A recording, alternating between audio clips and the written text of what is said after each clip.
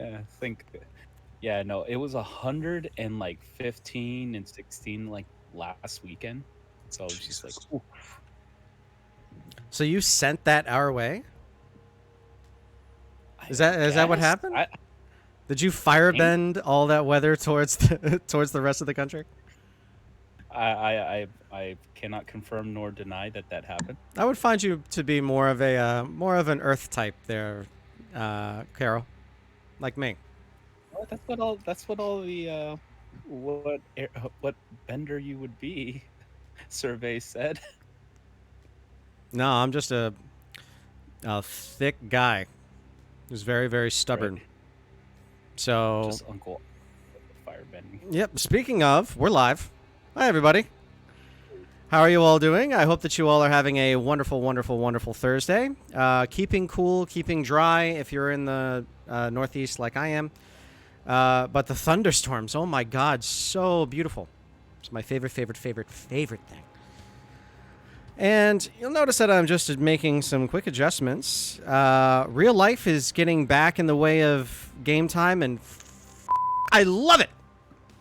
It's making me so happy that everybody's lives are getting back to a really good clip that we're having to push together and press away some time to have fun and play when responsibilities are finally coming back.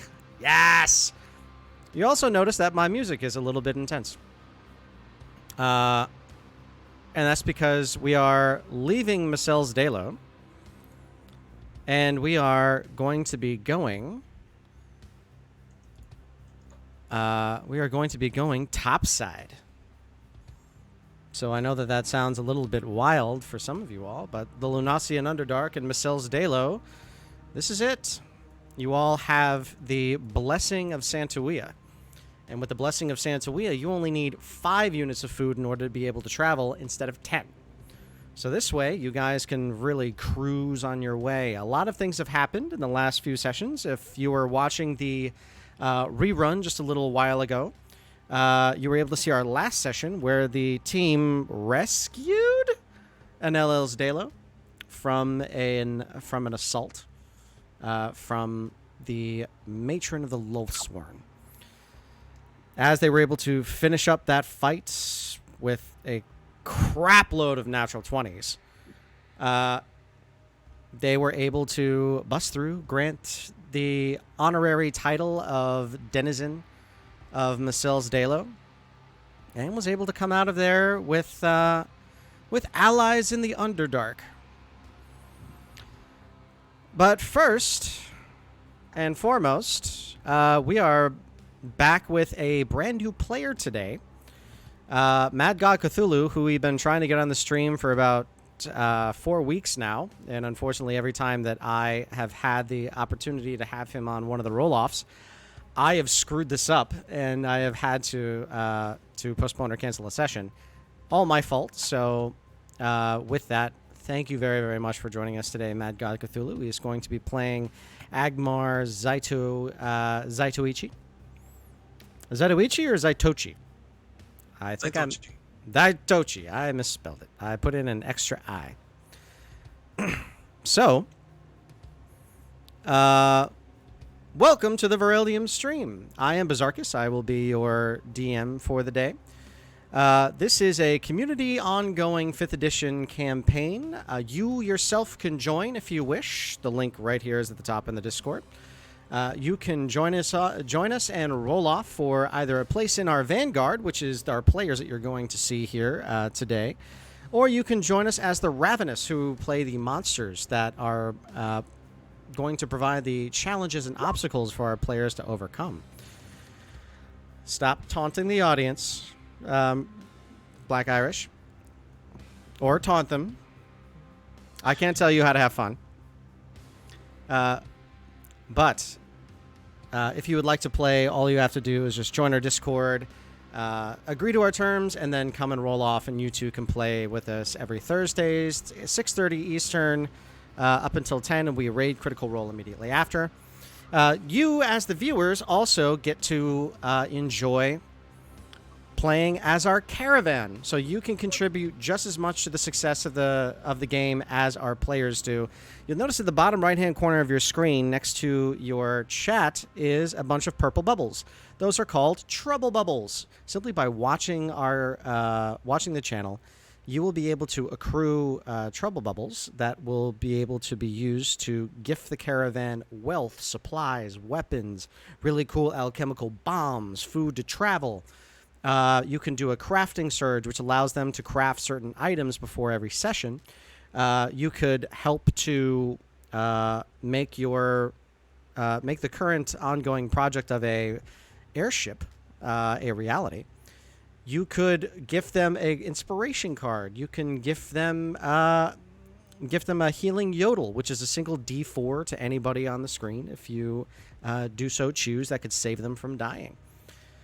You could also help them out with some community goals, like teaching Erasiver to give them a single spell that they are able to use at any time during a session.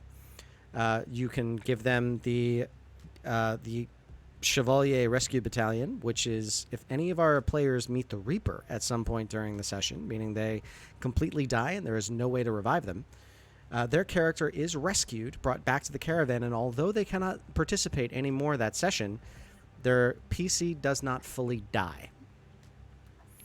Also, you can just gift them a bunch of healing potions because those things go like water. Literally, in the last session, they used 8 greater healing potions out of 10.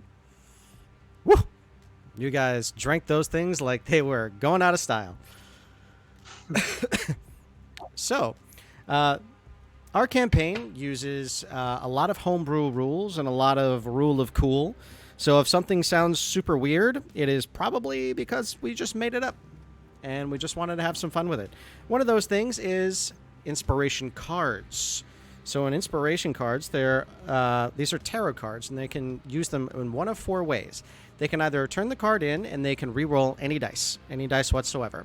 They can force myself or the Ravenous, if we had any today, to re-roll anything that they have rolled, or they can gift it to another player and they can re-roll any dice that they've just rolled, or they can tempt fate. They can flip it up, and whatever is on the other side of that card, the concept will affect the game at some point during the session. It can be very, very good. It can be very, very bad. But it's kind of the risk that makes it fun. In our last session, you'll notice that Halvis, right after literally doing something nuts, drew the world card, which levels you up instantly. He's done it twice, so he is now 2 levels above anybody else in the caravan because he's drawn the card twice. It's nuts. So, with that, I'd also like to announce that all of my players today are going to start with a card of inspiration.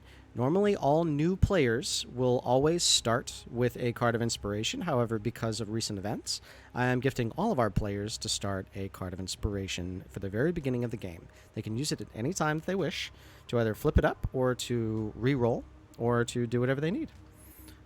So, with that, I've already done the recap. I would like to introduce our players today. So, if I could please have you introduce yourselves. Black Irish 19, would you be so kind as to introduce yourself and Maresh? Hello, my friends. I'm Black Irish 19 here. I stream on Twitch as well. And this is Maresh, the Water Genasi sorcerer. He's had some crazy adventures in this caravan, and he's looking for even more. Thank you so much. And it's always glad to have the OG. And Carotan87, would you be so kind as to introduce yourself and Incursion? Hello, everyone. My name is Kirotan87. I stream here on Twitch, and I'm also the part 1 of 2 of Nub Muffins, who's usually on here but could not make it today. But I play the purple tiefling of the Ancestral Guardian Persuasion, Incursion, here to smash back and to retake the city, and among other things. Yes. And Mad God Cthulhu, I'm going to call you Thu for short. Would you please introduce yourself and your character Agmar Zaitochi? Yeah. Well, I'm Mad God. I'm a Mad Cthulhu fan, and my character is Agmar Saitochi, the last of the Saitochi clan, using the blind sense fighting skill. Since he was born, they're all born with a disease that leaves them blind by 15, and Right. he is one of three last members of his clan. All right. So you all are going to notice that I'm going to be narrating things a little bit differently uh, when it comes to Agmar's perception checks and when Agmar perceives the world. So I'm going to be doing that based on if he was not able to have any sight. So color and all those other things are going to be a little bit different. This will be the first time that I'll be doing this, so we're going to be learning how to do this forever.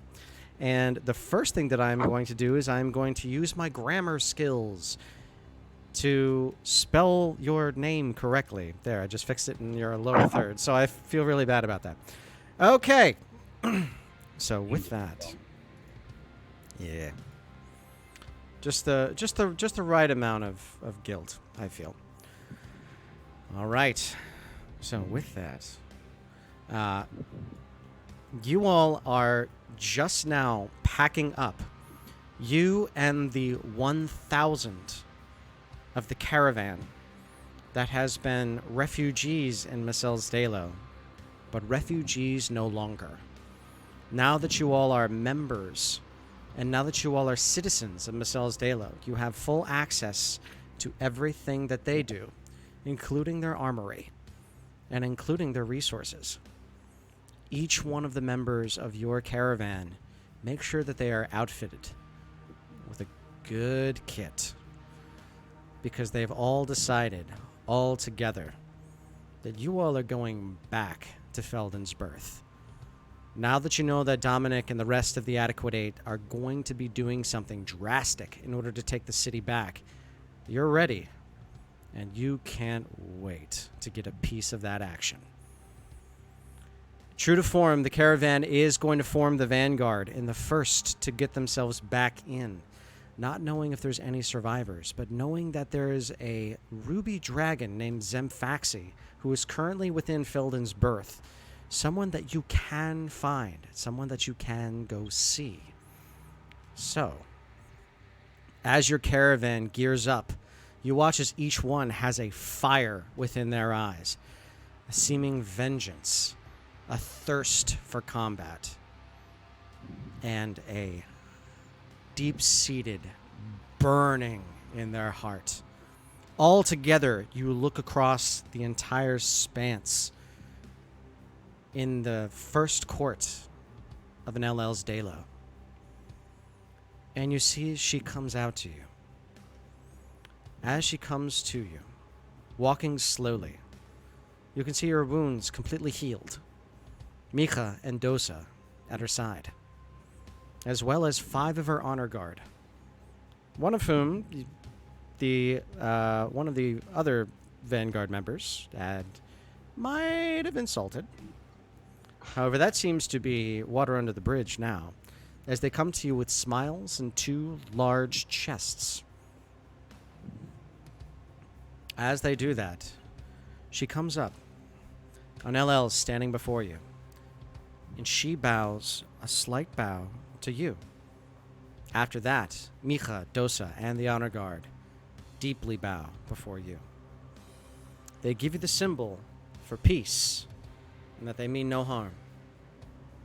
And another symbol, that because you all had studied Undercommon so that you'd be able to discuss and have open conversations with them, knowing that this means pride and fraternity, brotherhood.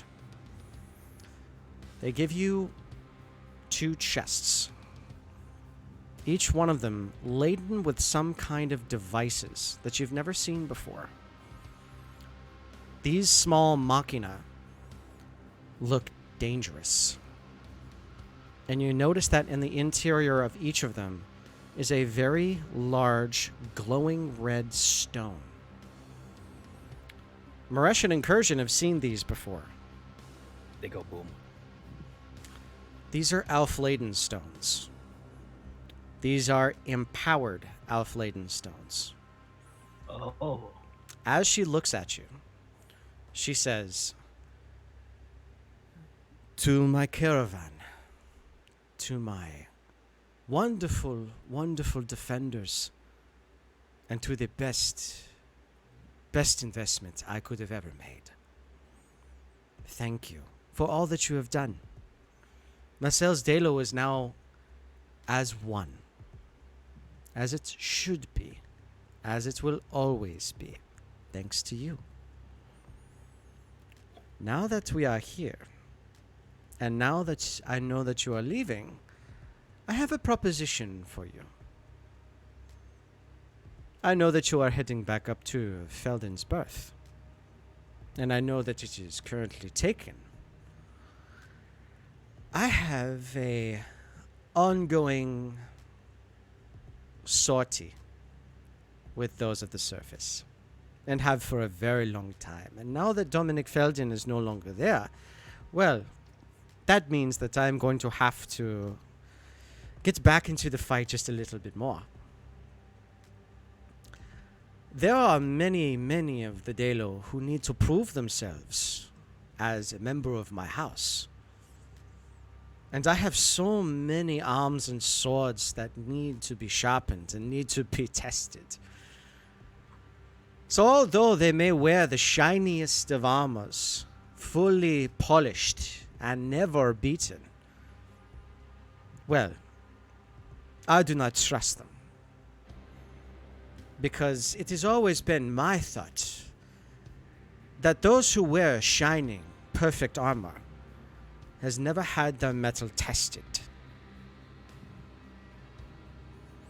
I am giving you these from my personal armory.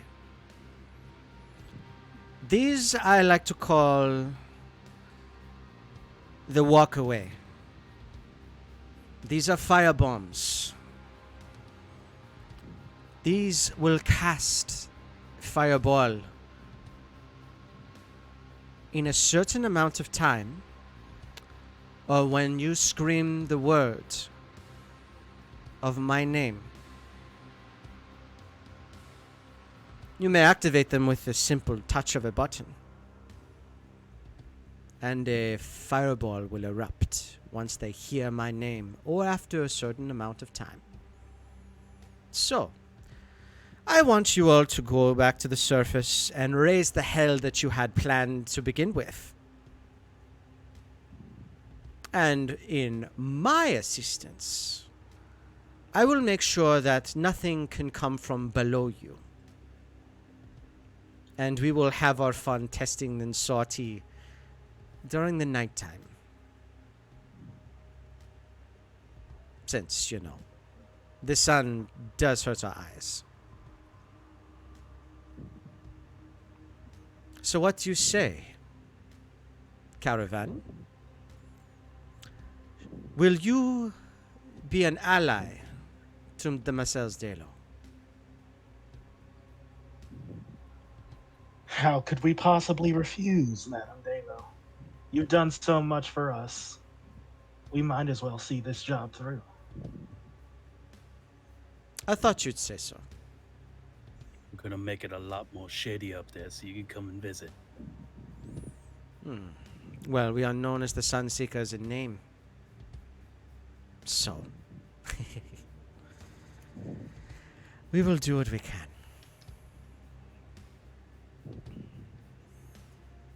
As that happens, she looks over and she taps one of the honor guard on the back. As this guard comes over and grabs both of the chests full of these weapons, you notice that this honor guard has no visible eyes. Very thick cloth wraps their eyes, and you notice that they're not human. There's something else. Something greater. And although you know that they can't see you, they have no problem understanding where you are. As Agmar Zaitochi comes forward with you to 20 timed firebombs.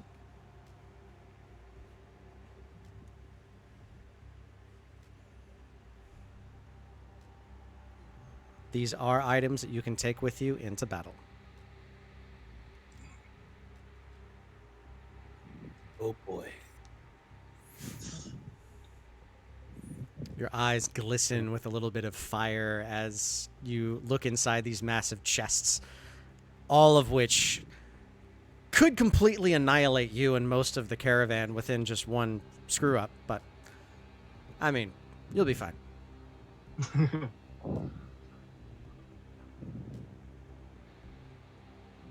I bit the bug. Are these already in? Maresh, go ahead. I was just gonna say, are these already in D&D Beyond? They are proximity bombs that allow you to cast Fireball. The DC to save is 15. Write it down, boys. These are empowered Aufladen stones. They're 20.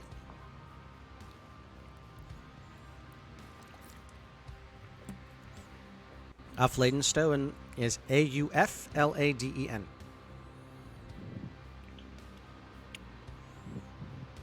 Oh, crap. Thank you very much to the anonymous gifter who gifted 10 subs.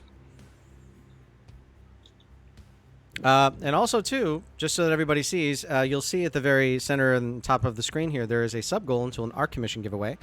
If you join our Discord, link at the top, you can roll off in our giveaway section for your chance to win a art commission from our commission artist, Loki Industries. All right. So as Agmar, the blind swordsman, Incursion, and Maresh all find themselves ready, you sit down with the rest of the caravan, knowing that there needs to be a plan going forward. You have some forward scouts that tell you that the city is overrun.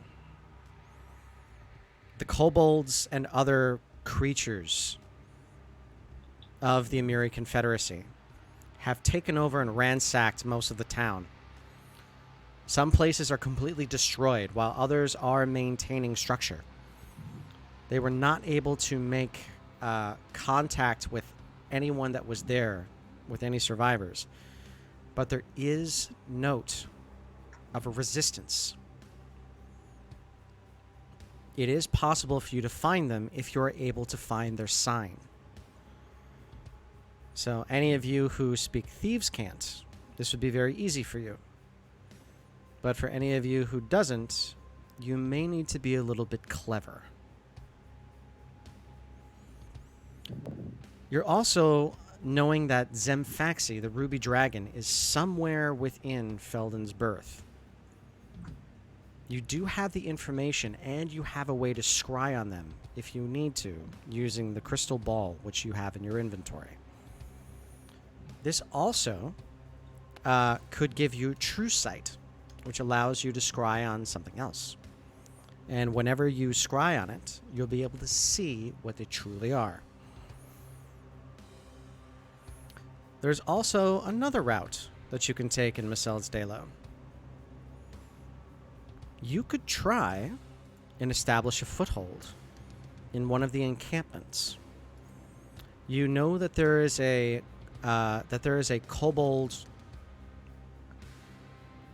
camp that is just outside of town. You know that it would be dangerous.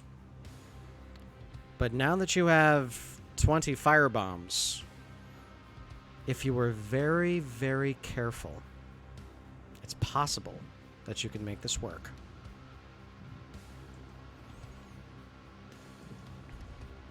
So with that, does the Vanguard have any idea where they would like to go?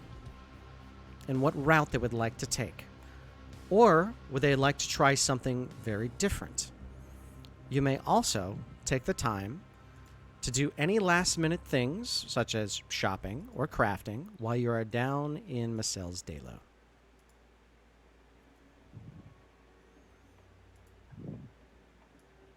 Right. Well, before we get into all that, let's throw a little bit of chaos into the game. Are we doing this, boys? Yeah. To you. We're all gonna flip our inspiration cards, Biz. Oh, shit. Yes, Okay. we are. Let fate decide what happens. Chaos is upon you. Okay, so I'm going to go Black Irish draws first, Thu draws second, and Caro draws third, okay? All right. That is.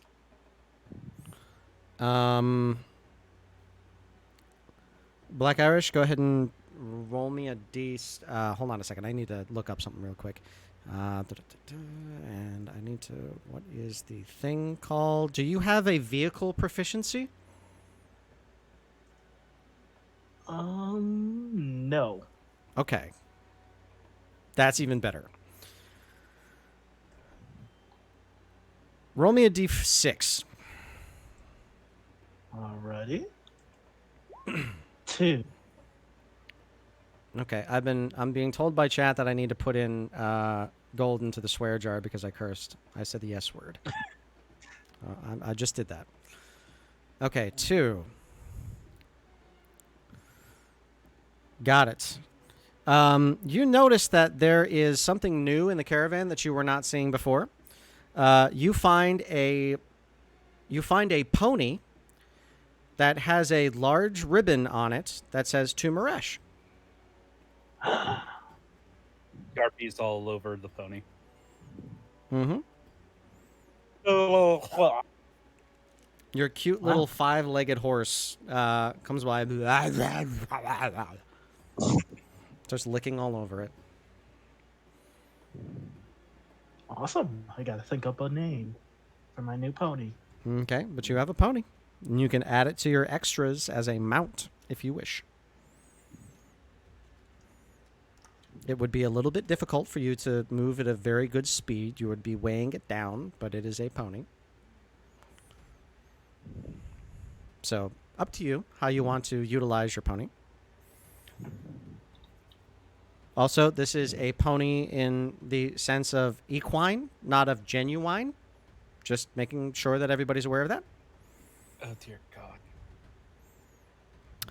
Caro, are we the only ones old enough to know what that meant? I think so. Oh, man. Yeah, because I have no clue what you were referencing.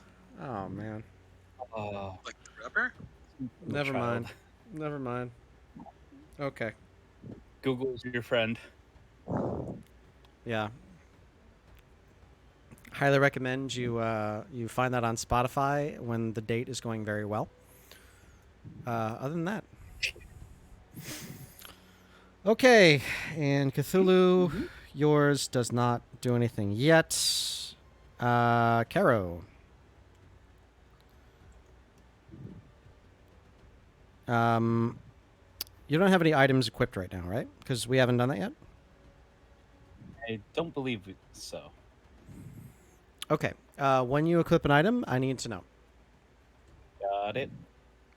Okay. So after we equip, just remind me that your card is going to work at that time.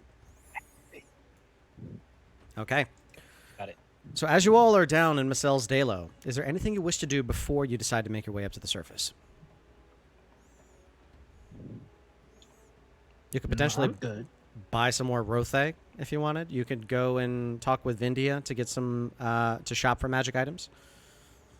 You could talk with the blacksmith to see if there's anything else. You could go and chat with Docs over at the Chameleon's Cantina. Is there anything you wish to do in Micelles Delo before we can't come back? You know what? Oh, I was just gonna say I do want to go to Chameleon's Cantina, purchase some alcohol for the road. Okay, you got it. So as you all go into Chameleon's Cantina, you have this feeling of strength and power because of what you're about to do. And as that happened, and as you get inside, Yagrim is not there because I should have prepped that. But Dox is. And as you get into the cantina, Dox is all alone in this area. Ignore what I just had up. That was a Berserkers problem, not a game problem. I've got a black screen in roll 20. Oh, doggone it! I bet you know what happened. How about now? There it is. There we go. Hey, Caro, do you know what I did wrong? Dynamic lighting. Yay! Seems like that update's pretty quick. So, as you all get inside, Dox looks over. Hi, what's up, guys? Now with a effeminate and high voice. It's good to see you again, Docs. Good to see you too. How's everything? Are you ever gonna take that black dragon head out of here, by the way? Yeah, we'll take that on our way out. Okay, We I'll get it were- from the other room. Fantastic. But we were just getting ready to leave the Dalo, actually. Oh, no kidding. Yes, Well, we've enjoyed our time here immensely. well, we'll miss you. I mean, you caused quite a stir. So, great. Did you have a good time with your friend? Wink, wink, nudge, nudge. Oh, yeah, definitely. Yep. Uh-huh. Oh, so you guys are heading up, right? You're heading towards the surface? You also doing mercenary Indeed. work? Yeah. Well, everybody's been asking about that. You know, a lot of people have, like, not really enjoyed staying down here now that there's a big power shift. They're a little worried. Should I set up some contracts and send them up your way or what? You know, maybe there's something interesting that's up there. Always use a little couple extra ass kickers. I mean, sure. I can set you up with a few. Sure. Yeah. Anyone you think capable, send them our way. No, I got about 50 that are looking to go up. Do you want me to set up a contract? Yeah. Okay. Let's see. 50 and each one's going to be about 100, so it's about 5,000. Are you going to be able to front that? 1,000? Sure. We No, can handle that. 5,000. It's going to be about 100 each. Oh. Looking at the gold, looking at the gold. Where's our gold? Caravan growth. Or sorry, it's Yeah, we can- caravan growth. We can manage that. We got 33,000. Shh! Don't tell the number. Well, Doc, hello there. Agmar, good to see. Sorry, it's great having you here. What's up? It is a pleasure to be here, and I just want to inquire if 5,000 seems like a steep price for there. Well, you know these guys. They're mostly the Bugbear Battalion, and we have a few of the spellcasters that are still there too. Also, one or two of those like rogue healers, and I mean they're super useful.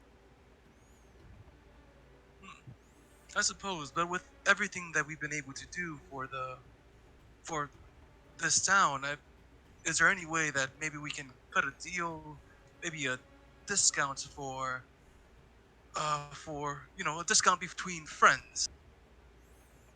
Roll me a persuasion check. It's going to be a little bit of a high one. Okay. Nice. Hey. Okay. As that happens, and as you say that, Dox looks over and gets a little bit batty in the eyes, and she's like, "Well, I don't think I can cut their pay because mercenaries, they hate that. But what I can do is like help out a little bit. I mean, some people owe me some favors. I might be able to get some outfitting. You know, get you guys a little bit more intel. How about that? I can like help make things a little bit easier. That sounds amazing, sweet Doc. We greatly appreciate your help in this endeavor. Oh, no worries. You guys know that I'm always here to help and make a little bit of money. So don't worry, I'm gonna take their fee right off the top. But you don't have to you don't have to pay any extra. It's okay. You know that Docs has got your back. But anyway, I do have my usual sources for intel, so I'll be feeding that directly to you guys via sending. Is that okay? Of course. It's a Perfect. pleasure. Okay. They'll most likely get in touch with you real quick because I'll be in the back room, and I think they're all over in the grass round. So I'll be back in a bit. Anything else I can get you all? By the way, beer, wine, liquor. Certainly. I was hoping to purchase about 3 casks since we're heading out. Sure. What size?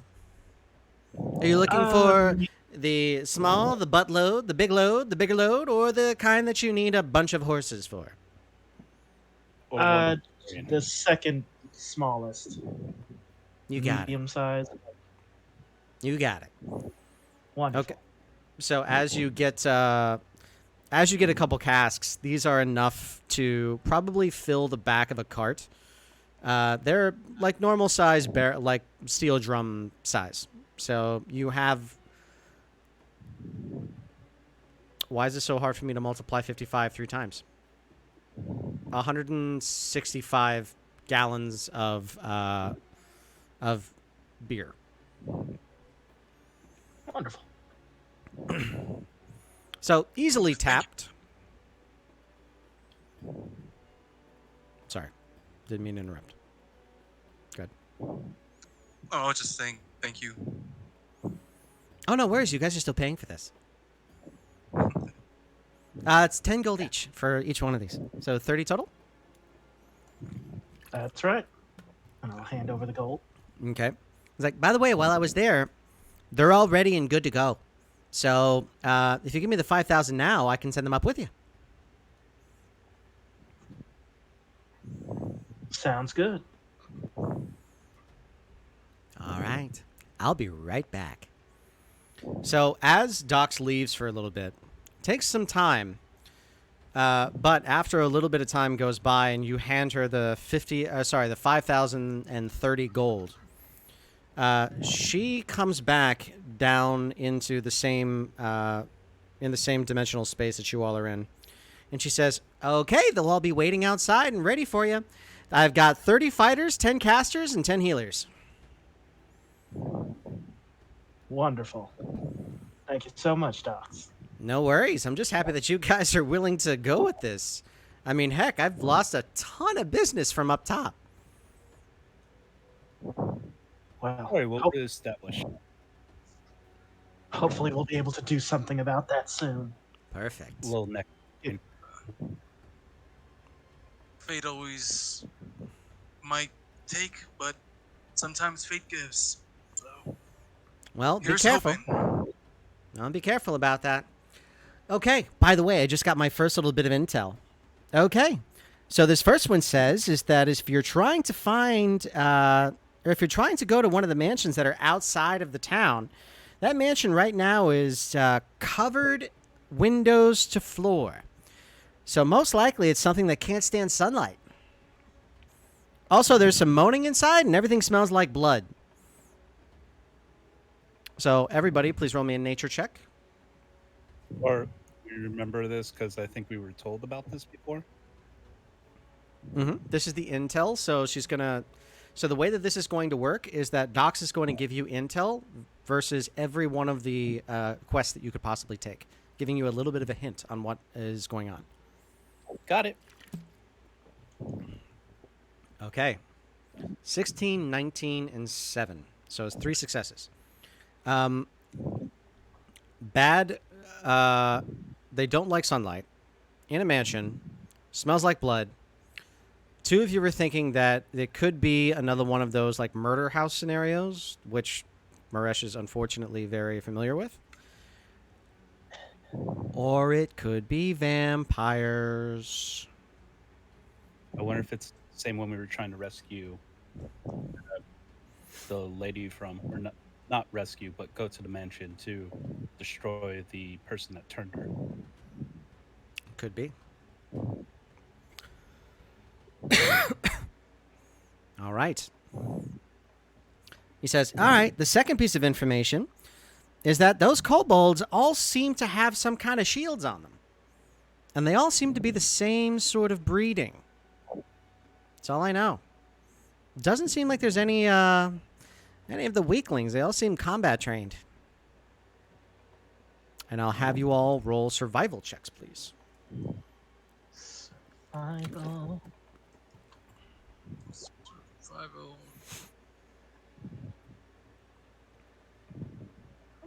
+6 to survival. Okay, another 2 successes. You fought those before when during the siege of Feldin's Berth. You know that those are kobold shield bearers. They are a little bit hard to hit because those shields are pretty hefty. And they also have something on the front of them that actually sieged a lot of the buildings. But they're inside their own encampment, so it's possible that you can catch them unawares. And these are hardier than most normal kobolds. All right, third piece of intel here. It looks like on the interior of the city, there's a few more brutes, but also some dark and bad-smelling guys. I have a feeling that's probably something to do with the Hells. And I'll have you all roll Arcana checks, please.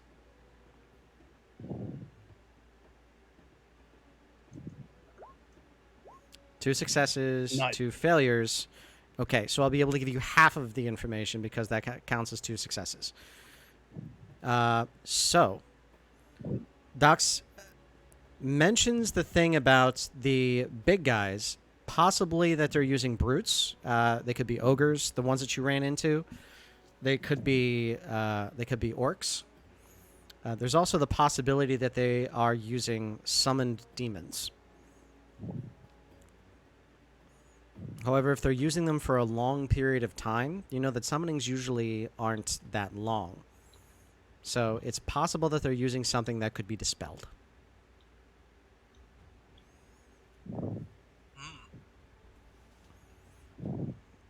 Okay.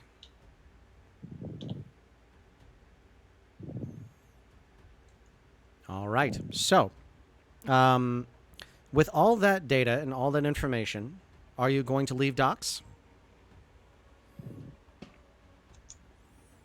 Yes, I believe so. Okay. As you walk outside, you notice that you have a literal bugbear battalion of heavily armed and very battle-ready bugbears that are all ready for combat.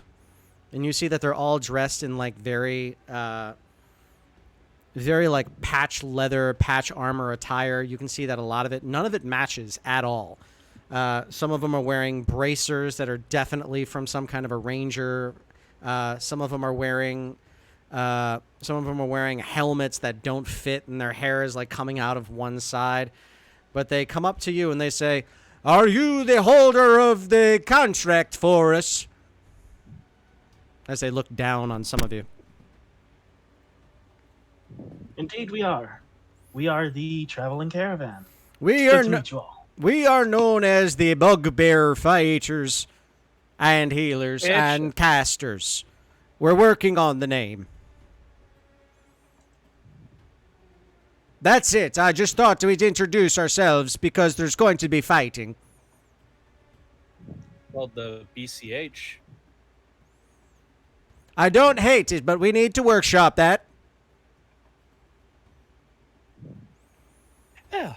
You're the caravan, yes? Yes, indeed. You will be going in the Vanguard, yes? Correct. We have one thing that we need to make very clear. You must give us a mission. We will follow the mission. Got it. Understood. We will follow whomever is your leader for the day.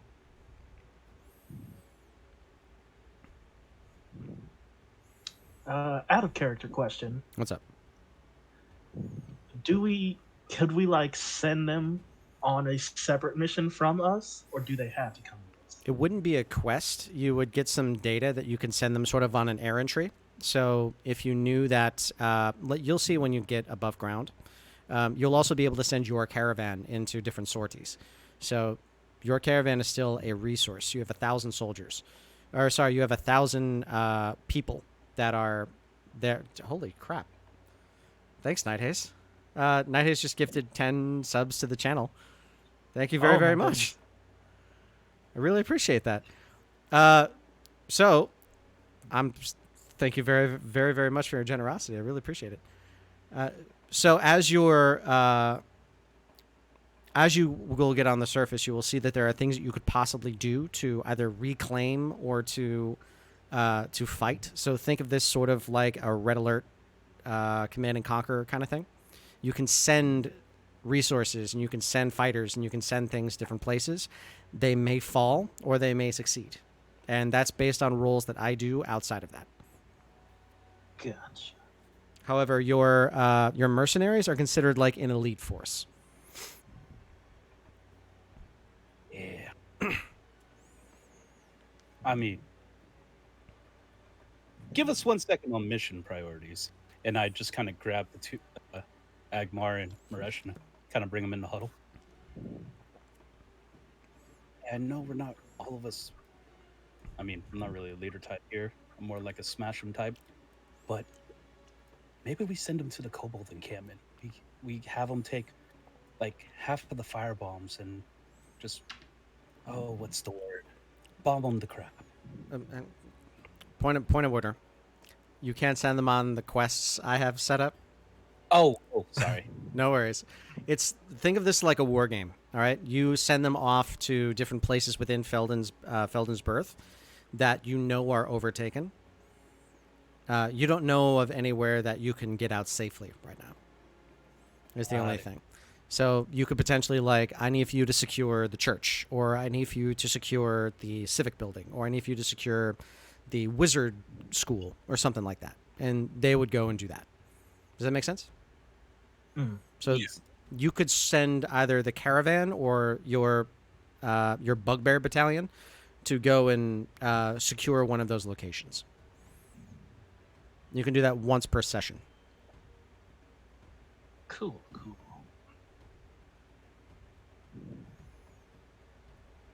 Perhaps we can send them to secure some food supply line. Supplies are definitely needed. Especially if it's going to take a lot longer than a day. Sometimes you don't have to fight them out, you just have to starve them out. All right. Well, then I suppose we should head up and see what there is to be seen. One quick thing. Of course. I know I wanted to head over to the magic shop to acquire an item of stealthiness, whether it be for a single person or for a group of people. Okay. So you head over to Vindia's vault. As you go to Vindia's vault, you see that it's her and Mia Gia and Elena who are behind the counter. The place reeks of wine and cheese. And you see that the front of Vindia's robe is a little bit stained. She looks over towards you. Hi, welcome to Vindia's vault. Nice to see you again. What can I get for you? You looking for some stuff for hurting or for healing, or you're looking for what exactly? I can do anything. We want to be as stealthy as the shadows, where no one can see us, or either for a person or a group of people. I got just a thing. Hold on 1 second. She goes in the back and she finds this little pouch. And inside this pouch, you see a bunch of tiny little sand crystals. It's all right, I call this one the dust of disappearance. You throw it in the air, you all disappear for a minute. Effective. How much for a bag? I'll give you about 500. I mean, anyone feel that's equatable? All good here. I look at her and say 400. 450 and you buy something else. I'll take 450. Perfect. Can I interest you in some boots of elven kind? Ooh, are those like quiet boots? Are they like flying boots? No, they're just quiet. You step and you don't have any footsteps. They also can't track you. Oh. I know a few people that could use the quiet ones. Just Can we get want to those make as this very clear. It's your feet that are quiet. The rest of you is still loud as hell. Yeah, fair enough. Yeah, that's true. Yeah, let's do it. All right, fine. I got 2 pairs here. I can give you 750 for each pair. Do we want to grab both? I think that would be a good investment. So dust and 2 pairs of boots of the elven kind. Sounds good. Hey, just got a couple other things coming in from my boy up in Bolga. You interested in any of this other stuff? I got a brain rattler. I got an elephant's compass. I got a decanter of endless water. I've also got a decanter of like disappointing wine, and I got a few of those statues that he makes that are they're kind of funny. I'm not gonna lie, they're pretty funny. Oh, I also got this cool hand thing. You put it on, and it gives you another mage hand if you know mage hand.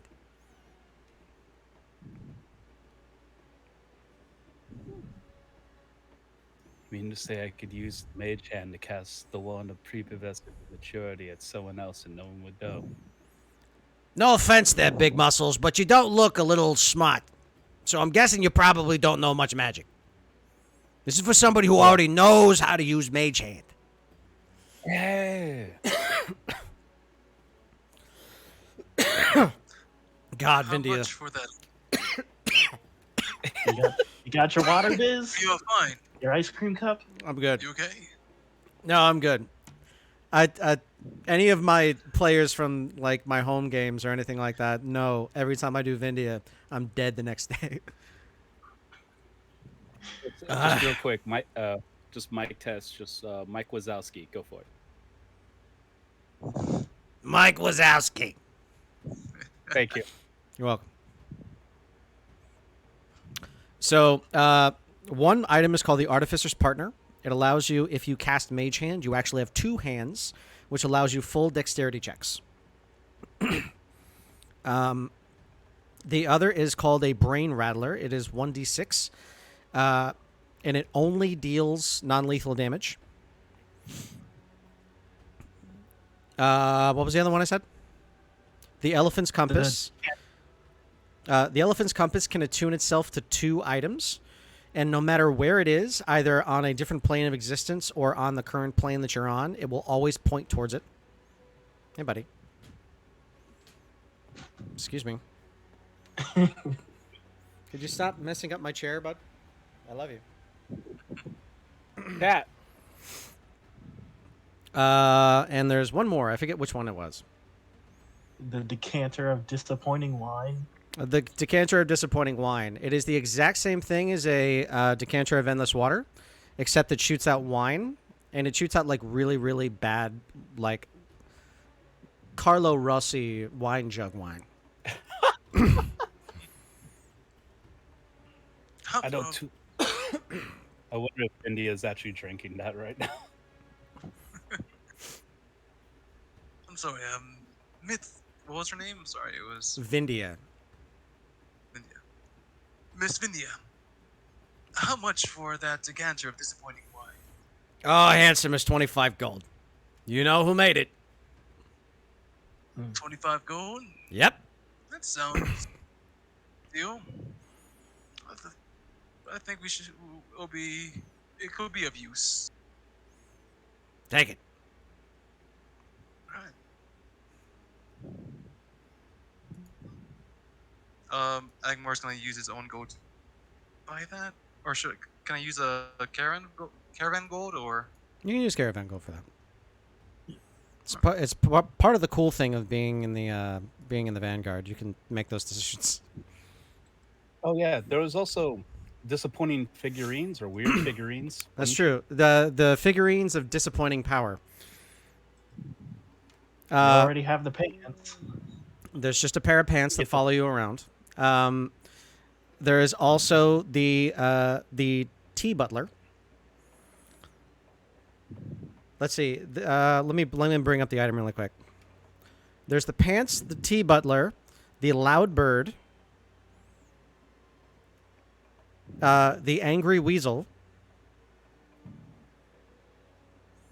and the heavy hat. I think Brenna would enjoy the tea butler. She loves tea parties. I would like that. But what's the angry weasel? Is it just an angry weasel? It's just an angry weasel. So it's like every other weasel. Is it an attack purpose, or am I just waylaid by an angry weasel the entire day? You're just waylaid by an angry weasel. It'll just like gnaw a little bit at your heels. You'll just feel like a little nip. Tiny little flesh wounds, that's all. Man, that's a prank and a half. Biz, some people in the chat are saying Cthulhu is a little bit quiet. Okay, I just boosted him up to 200. Cthulhu, if you could do me a favor, just if you have a headset mic, just push it a little bit closer to your mouth for me. Got it. Better? Much. Yeah, now you're redlining. Perfect. Well, I guess we'll take the figurines for the tea butler and the angry weasel. Okay, that's 50 gold. Okay, maybe just a little bit farther away from your mouth. The wind is coming through. Better? A little. Thank you. Okay, so did everybody keep track of the gold for that? There's 450 for the dust of disappearance, 1,500 for the two boots of elven kind, 2 figurines of disappointing power is going to put you at 50, so that's 2,000 at this point. And did you get something else? It was a 25 for the decanter of disappointing wine. That I think Cthulhu was going to pay out of pocket or with. No, I was going to use a caravan gold. Caravan. Got it. So 2,025. Okay, so 2,025 is the total. All of these items are in D&D Beyond, so you may add them to your inventories if you wish. Otherwise, they will be available to you during combat. Kind of want to activate the weasel now. Okay.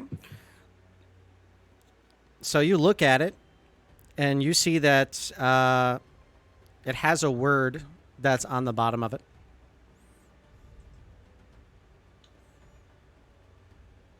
What does the word say? Hudson. Hudson. Okay.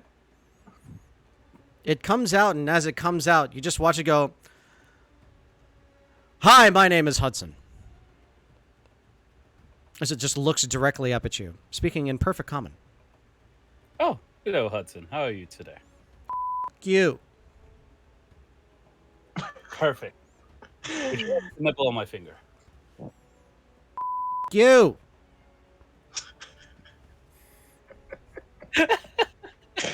I give it a scritch. Did I say that you? And now he starts to bite at you, and like he's getting in there. He's obviously just an angry weasel, so like he's just gnawing a little bit. It feels very pinchy, but he's not breaking the skin. It tickles. You raise your hand put up, him- and he's just hanging on it. You hear him, ah! Ah! Ah! Ah! Okay. I might need that hand later, so I just put him in my breastplate. Your hand! And you put him in the breastplate, and it's like, it's stuffy here! You hear him in the back, he's like, I'm gonna bite your nipple! I'm gonna need those for later. It's an uncomfortable next couple minutes for you. Or comfortable. And No shame. It's an experience. Anything else for you guys? Agmar, do you need anything? Perhaps some jewelry that you might want to search for? It wouldn't be possible to find any rings of mirror image over here, do you? If you want me to make something that's special to order, yeah, it's gonna take me like 4 hours. Mirror image, that's level 2. It's gonna be about 1,500. Unless you got the supplies.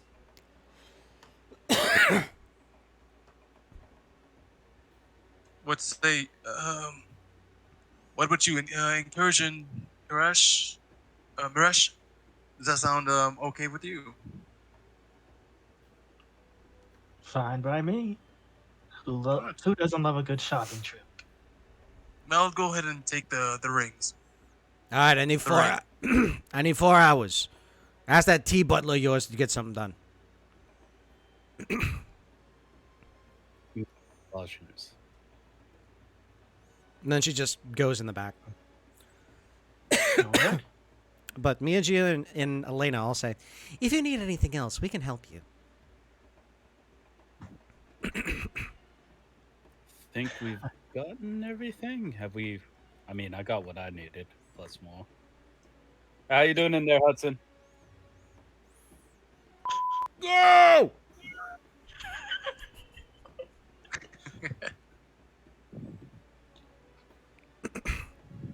Yeah, you're awesome too. Close.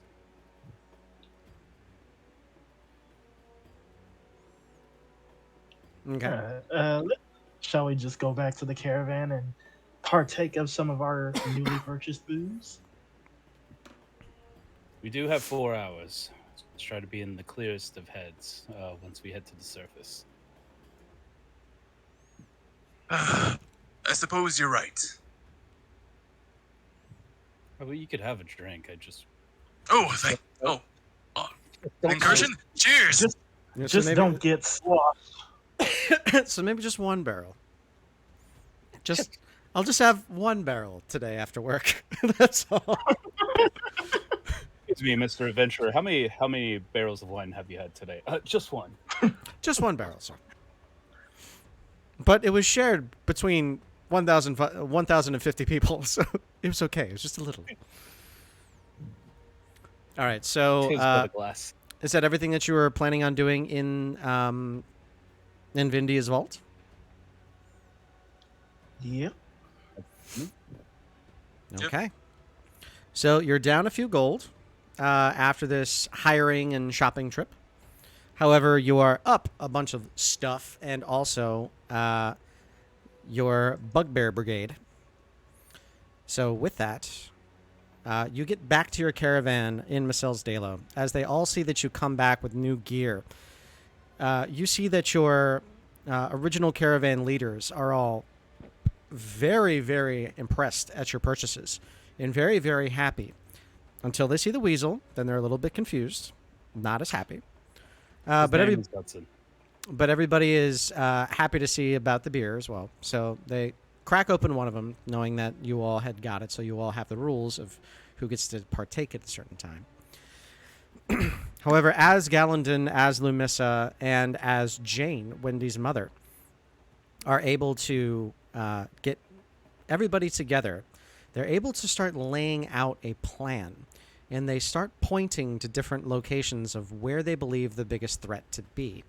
They also have taken the time, since it did take a long while, to start to discern a little bit more regarding the resistance. They know that there are a few people that are capable of running a resistance. A few that were from a bit more of a shadier underground, and also some that were better at being spy masters. They knew that there was an Onabera. This person was named Onabera. They are a copper dragonborn female. And as they were helping out as much as they could up in Feldin's Berth before it had fallen, they were not one that went down with the caravan. They stayed behind. They also know that there is a possibility of an underground network, but they don't know of what. They only know that it's a ridiculous thing. That was what they were able to discern from a little bit of the signs that they found in their first scrying and scouting. The biggest clue was look for the hidden network in the most ridiculous of places. And it's exactly that. Look for the hidden network in the most ridiculous of places. Plural.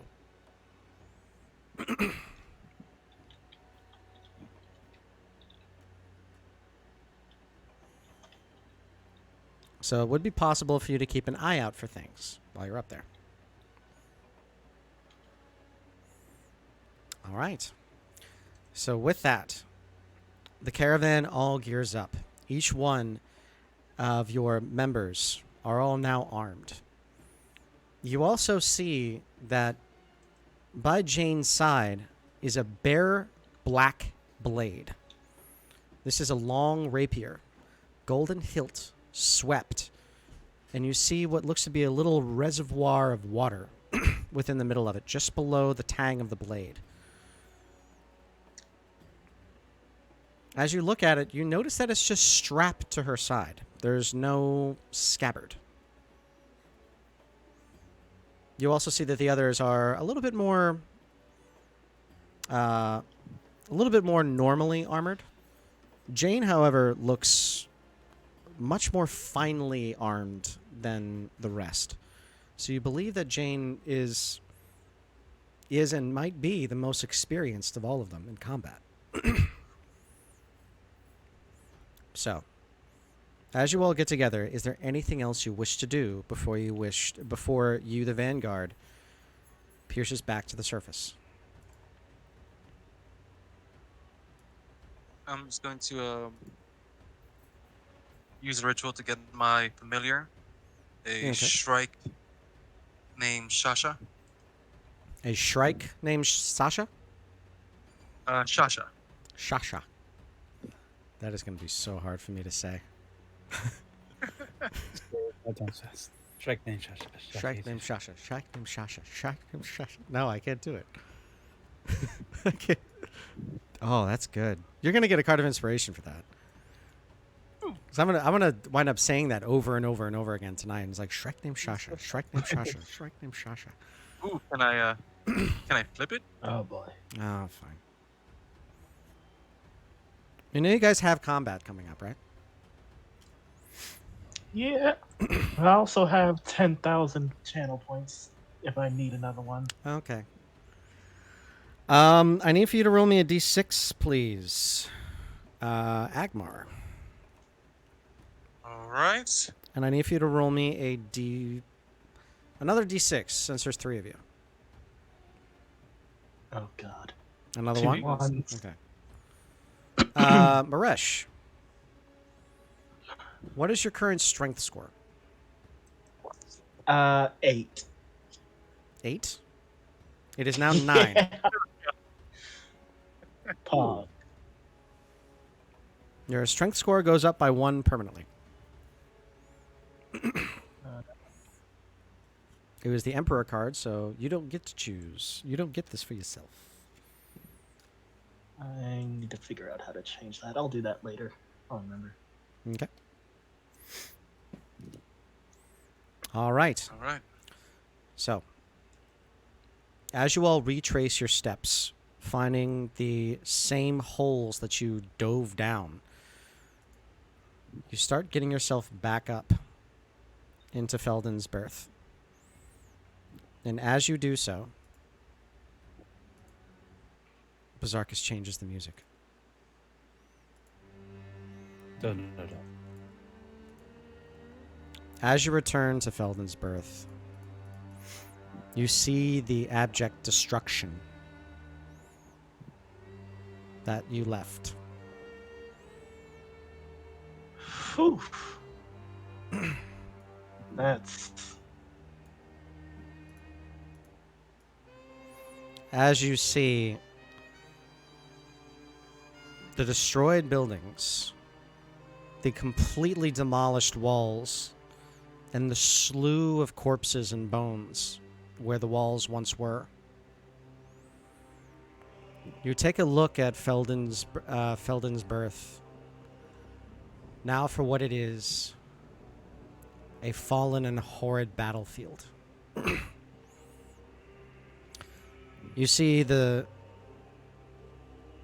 destroyed ships all surrounding this massive obelisk where you see two massive dragons encircling at the top. The smoke and smell of burning meat emanates from all around you. As you three are the van, you find that there's a small little network that you can get out from. You see that there is a pathway here to the north, here to the west, or to the east, I'm sorry.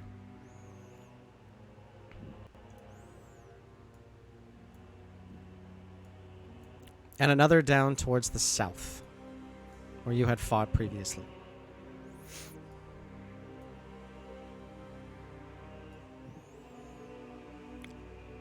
Where would you like to exit from?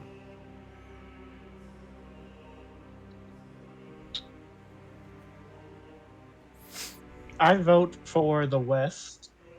Okay. There's also another one over here. So I'm sorry. So I will put a little box around each one that you can get out of.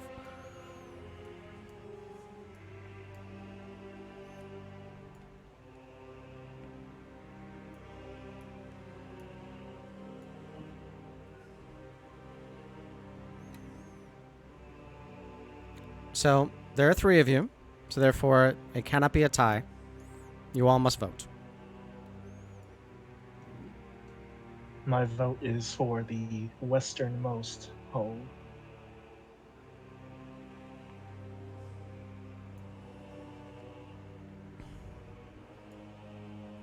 I'm also going to vote the West. Same here. Okay. To the west. All right. Give me just a moment, please.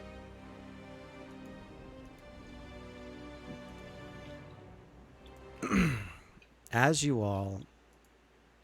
Doesn't need to be that intense of music anymore now that you're all coming out. So as you all come back up, you notice that there are not as many... there's not as many patrols as you might have thought. But as you pop out, you are right next to one of the schools. This is the School of Fighters. You see the training dummies, many of them smashed to the side. You see that this school is mostly intact. You do see that the doors have been destroyed and smashed in. There's a very clear entrance. Most of the structures in here are up, and they are structurally sound. But just to your northwest, you notice that there is an enemy encampment and an enemy structure.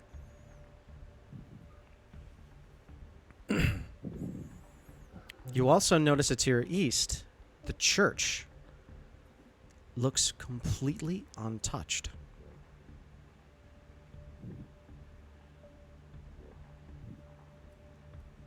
That's curious. hallowed ground, perhaps? Do you Amiri have a shred of respect for buildings? No.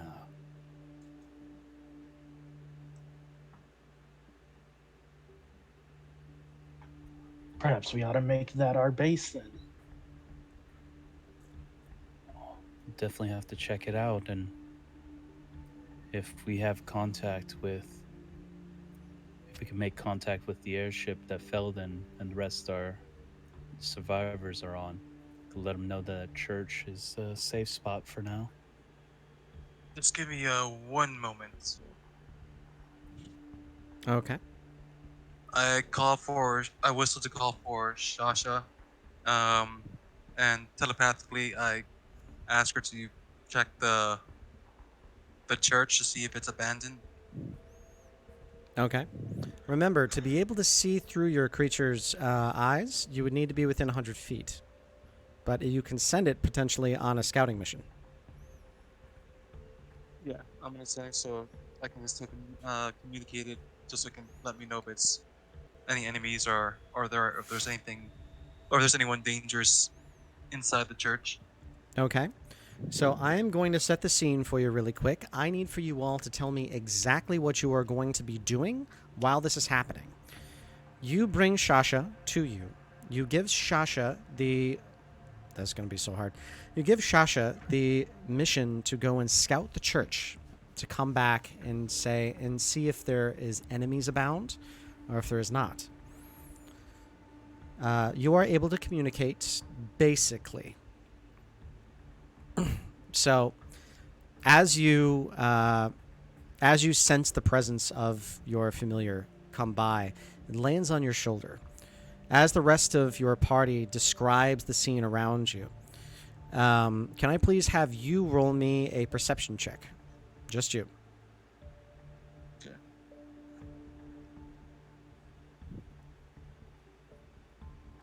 Okay. There's a smell that's in the air that permeates the burning meat. It smells of very strong body odor, and it's wafting in from the west. You also smell oil, or like industrial strength lubricant or grease for some kind of process.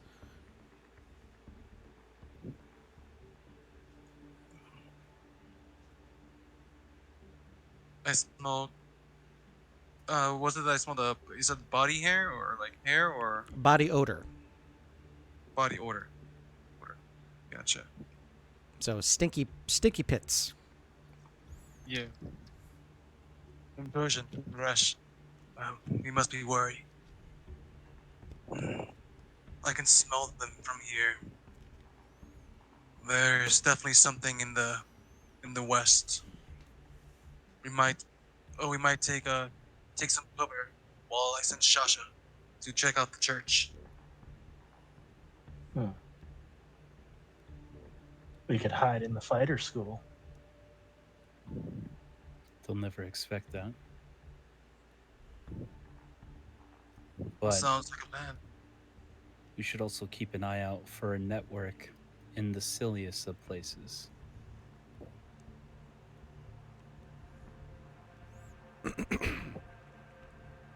That's where that resistance should be, right? Make contact with them. They'll have the best ideas of what's safe and what's not.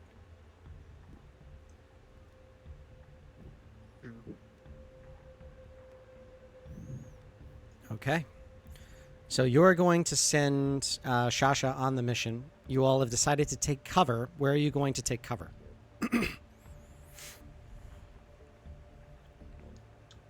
Within the fighter school. Okay. I would like for Agmar incursion. Let me just have everybody roll me a perception check, please. You said perception? Perception.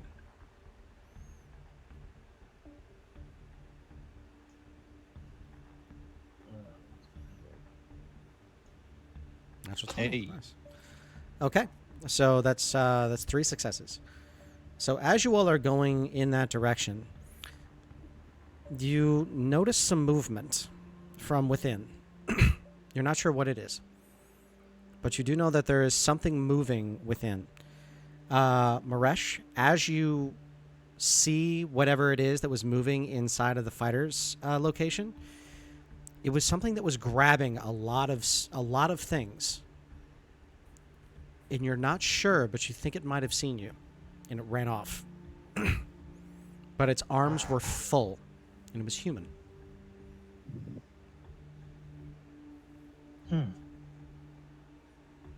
I'll relay this information to my comrades. Be on your toes, boys. Well, I still have those thieves' tools from the underground. You want us to try to see if we can pick a lock or two? So, just so that I make that clear, there are no doors. They've all been destroyed. Got it. Okay. There's some specific funsies in the thief tools, and I wanted to pull out that mirror and try to stick it through a crevasse to try to like peek through. We're not See if there that could- just yet. I just had you guys roll perception so that you can see into it, because I figured you were going to look and then go. Look before you leap. Yeah. That's not what I meant, Agmar. I very much apologize for using those words. So, as you all are visually scouting ahead and telling Agmar what you see, Agmar, you do hear the sound of metal clanking. It's very faint, but it sounds like arrows. It sounds like different arrows that are knocking into each other. And it sounds like the sound of quivers that are bouncing back and forth. I quickly tell them, Resh, caution, careful. I hear the clanking of arrows and quivers. I think they might know we're coming. Maybe Okay. I should lead this one in case they send a volley of arrows. I can take a few shots. Okay. Now that you know that you're about to go into something that could possibly be dangerous, do you wish to equip yourself now before you go into the fight? Yes. Yes. Okay, Yes. so let's go ahead and go to the loadout, and let's talk about your all's loadout. You may include the weapons and armor that you purchased today, or the magical items and weapons that you purchased today.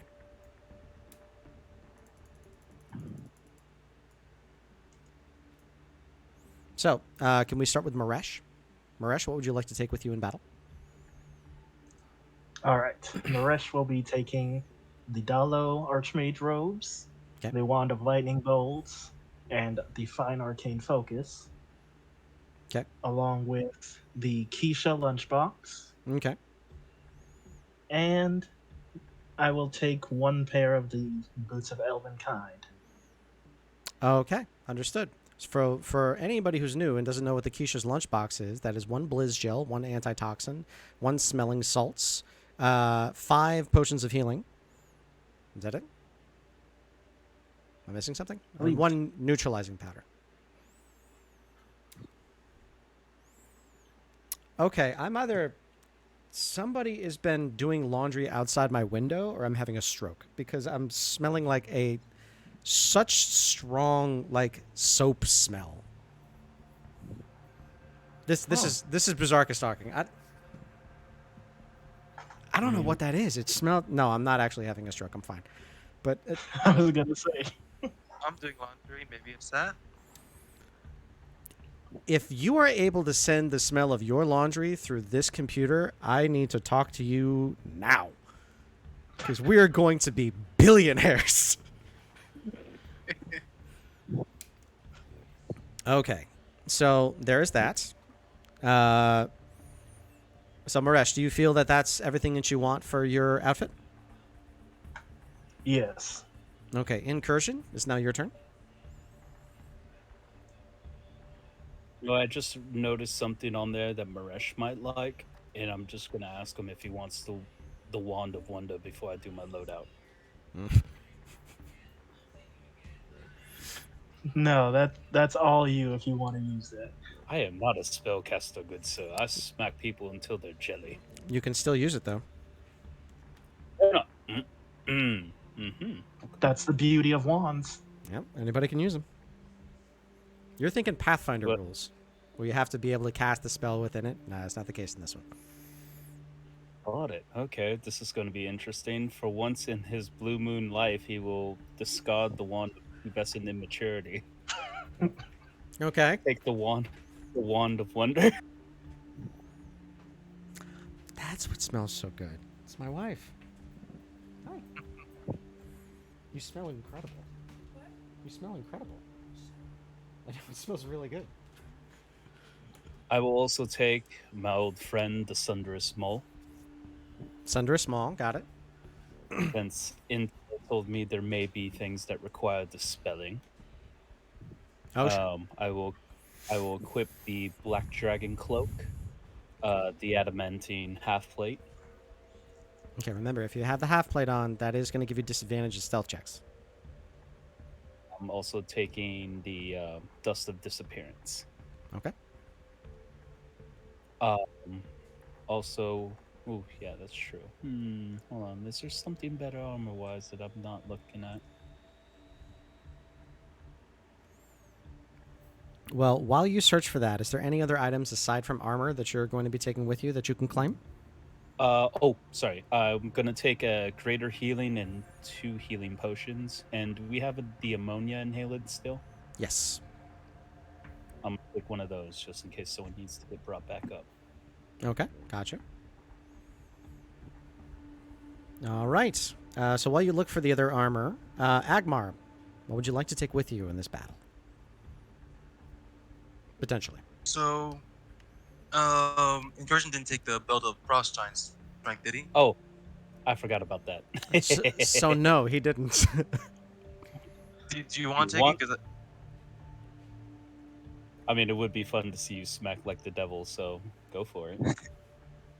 all right, I'll take the belt of Frost Giants strength, You got it. the animated shield, the plate armor, Keisha's lunchbox, Okay. the decanter of disappointing wine, Okay. Just in case. and the ring of mirror image. Okay. Ring of Mirror Image. Got it. Anything else that you're going to bring with you?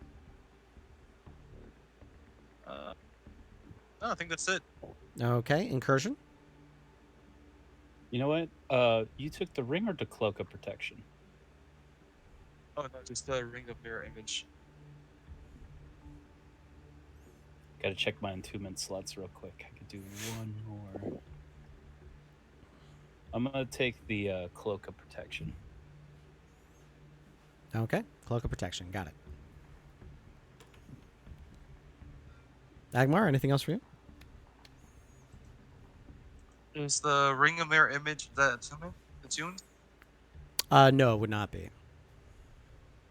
Oh, then I'll take also the ring of protection. Ring of Protection. Okay. Got it. That is attunement. Maresh, anything else for you? Nope, I've got everything I need. Okay. So it seems like all of you all are ready for this upcoming encounter. Or this may not be an encounter at all. You guys could literally just pass it completely by, which is totally fine. Although I did work hard on a lot of those, so I'm just saying, we can fight if we want to, you know. But you guys all feel good? Yeah. Yes. Okay, I'm going to copy your all's tokens. We're going to go back to the return to Feldin's Berth. The woeful Also- battlefield. This map looks amazing, Biz. Thank you very much. It does. And just so Agmar can appreciate it, when he sees it, he'll have Shasha see through it before, so he can see everything before he sends her into the mission. That's kind of beautiful, actually. I like that. That's very poetic. I see through the magic of my best friend. So, as you all are making your way towards the fighters' school, you are in clear view of that enemy stronghold. how are you going to approach it as you are just now about to birth from the hole?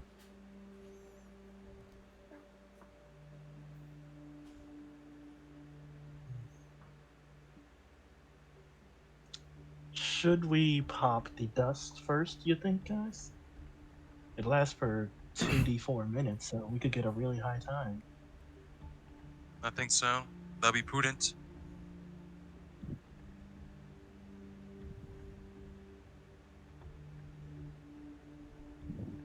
Conversion. What do you think?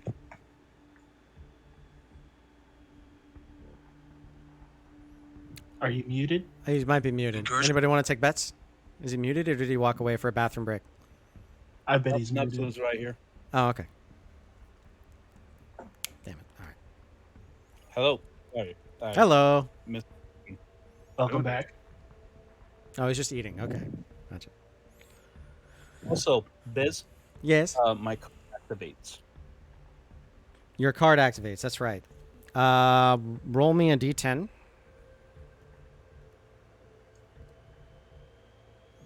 What is the 10th Oh. item in your inventory?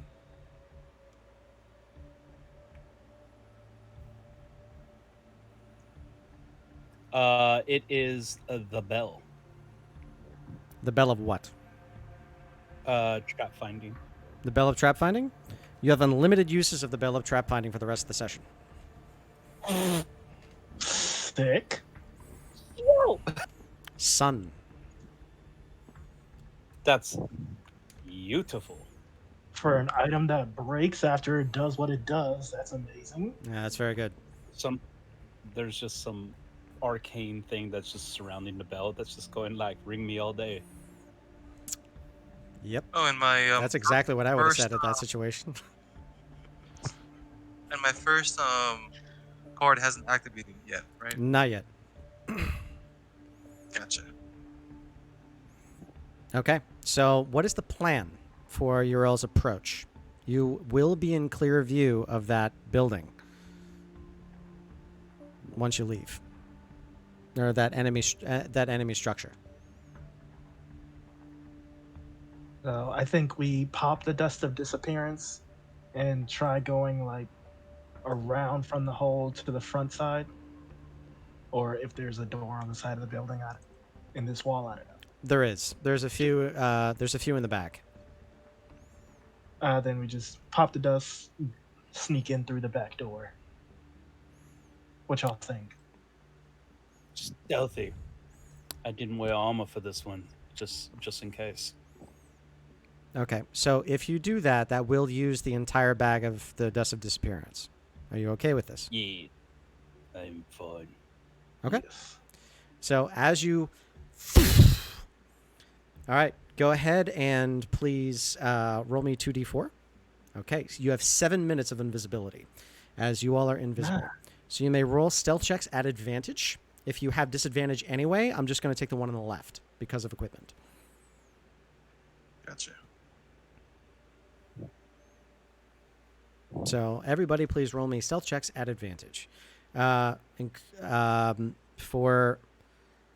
Maresh, because you're wearing the boots of Elvenkind, you may roll at boots. super advantage, which is the right-hand shift key. You roll Sweet. 3 times, and I take the top 2. I'll roll again, Why please. did that? Okay, so your highest was 12. Agmar, roll a 4. So Agmar, your plate armor is and is making a lot of noise as you're passing by, but you are all completely invisible. Maresh, you're not getting too used to the boots yet, so they sound a bit like flip-flops. Or they act a bit like flip-flops for you, and you're not the most graceful. However, you make no sound as you walk, and you leave no trail. Okay. So as you move forward, you're able to get just inside of the fighter's school. As you do, Agmar, you start hearing shit coming from the large building to the south. The large building to the. I'm sorry, I didn't hear that. The large building to the south within the fighters' school. You hear that they are. Rush. You hear that they are indoors, and you also hear that they are. It sounds like they're turning their head as they say it. Mirash incursion. Building to the south. That's where they're. I think they see us, or they know we're here. I'm gonna do some real quick since I'm reading the specificness of it. Of the dusted disappearance, I'm gonna take out a javelin and just right on the ground. How muddy is this ground? Not very muddy. It's more like very dry dirt. However, the ash from a lot of destruction and burning is creating like a thin film across most of the landscape. I tell the other two to get to cover, and I'm going to spell out on the ground Vanguard, Okay. and then see if they react to that. Okay. Come As here, Agma. Hide. right, so as you're getting just inside the door, and you with that start scratching and scratching, Agmar, you can clearly hear from a distance. Wait, that's okay. We I'm gotta sorry, go. I didn't. No, I know. I'm whispering on purpose. Is that, wait, Gotcha. wait. Okay, we're good. We gotta go. We gotta go. We have to leave. Come on. So get down. Get down. Get down. Down. And you hear them whispering to each other to get down. It sounds like they're going downstairs. It sounds like they're going downstairs made of stone, as you hear the click, click, click, click. And then you hear the slow and very quiet clicking of something that sounds like a door.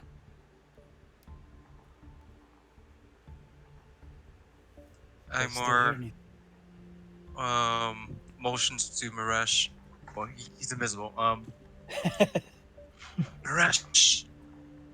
Incursion. You, however, can sense exactly where they are. So even though you motion, you do sort of like just flit the very front of their robes and the front of their armors and are able to get their attention. They've gone in the south building. They've gone downstairs. I think they might be frightened. They might be refugees, if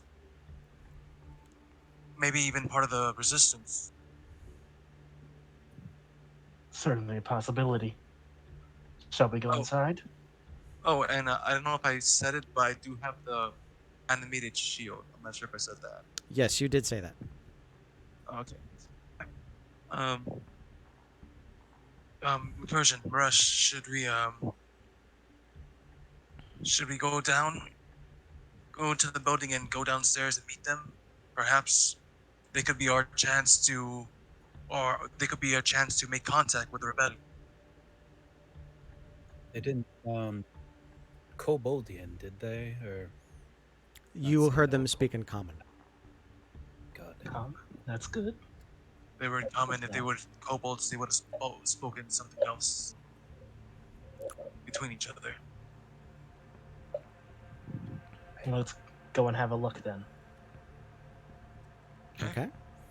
As all of you all cautiously and sneakily move forward into the first turret, you see in a long span going down. This is some kind of like a hall for the members. There's a lot of training area, and in the very center, you see what appears to be sort of a ceremonial gazebo. As you look towards the walls, you see nothing but empty racks. You do see that there are some weapons that are still there, many spears, many heavy weapons such as great mauls, great clubs, things like that. You see that there are broken bow limbs, some bowstrings here and there, a few bits and pieces of armor that have been discarded or disused, many wooden staves and many wooden punji sticks. For training in combat.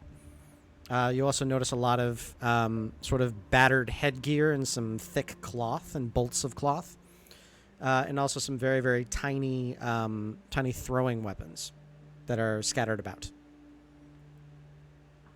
However, you see no people.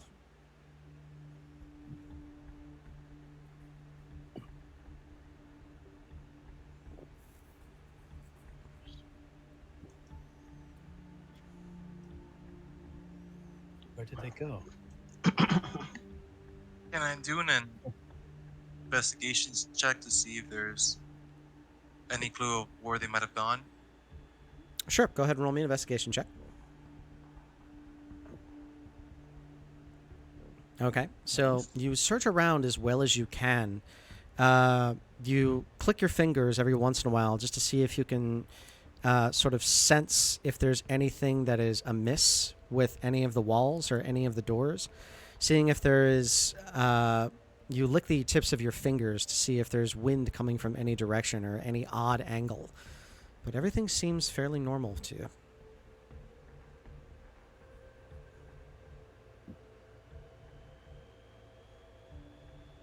I can't find anything over here.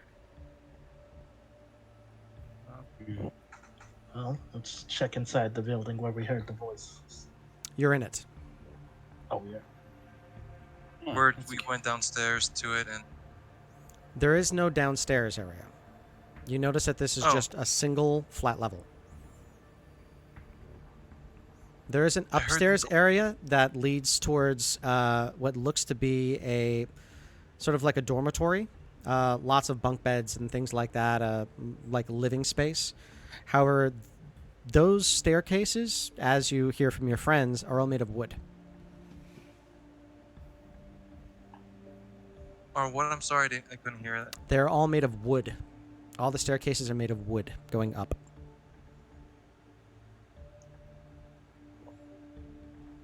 It's not something's not right.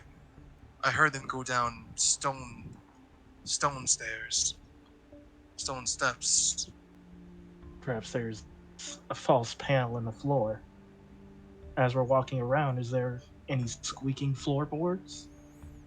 Okay. This is all a dirt floor as you're moving across. So as you're making your steps, number one, you can't hear anything because of your boots of elven kind. But you're looking around. Go ahead and roll me your survival check or an investigation check, whichever's best for you.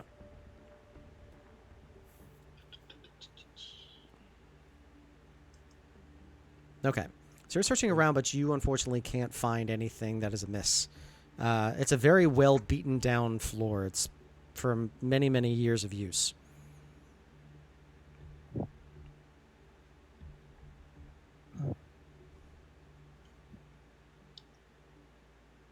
Not sure where they went. There's no sign of them here anymore.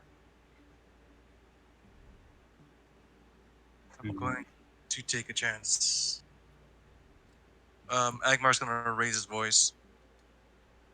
Okay. Hello there, whoever's there. We mean you no harm. We are part of the Vanguard, here to help with the rebels against this occupying force, against these people who, the Amiri Confederacy. If you are no friends of the Amiri Confederacy, then you can count us as a friend of yours as well. For the enemy of my enemy is my friend. Your words echo, but no response come back. And you heard them go down from here? I was sure of it. Okay, well, pardon me. I'm gonna try some. Haven't done this since the meat shop. And I pull out the Sunder Small, Okay. and I'm just gonna find a nice little center point, and you know what I'm gonna do. You're gonna Make a hole. Okay, it's a dirt floor. So, are you just going to hammer the dirt? Let's see. Can I check this? And no, yeah, we're gonna do it. He's not that smart. Well, maybe he is. No, no, I haven't. Caro, you are playing this character too. You don't have to role play the on intelligence. If you think you know something, you can absolutely do something. Just because you don't know how to do a Rubik's Cube with a 9 intelligence doesn't mean that Caro doesn't know how to do a Rubik's Cube in like 5 seconds.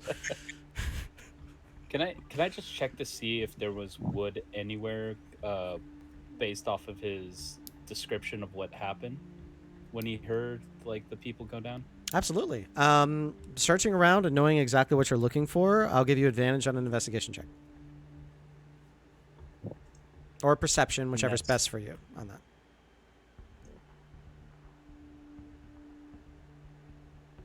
Do perception.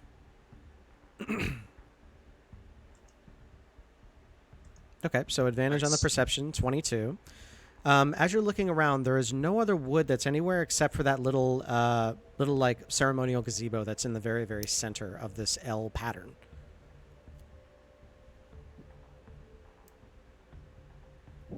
I caught like the gazebo part, and that was it.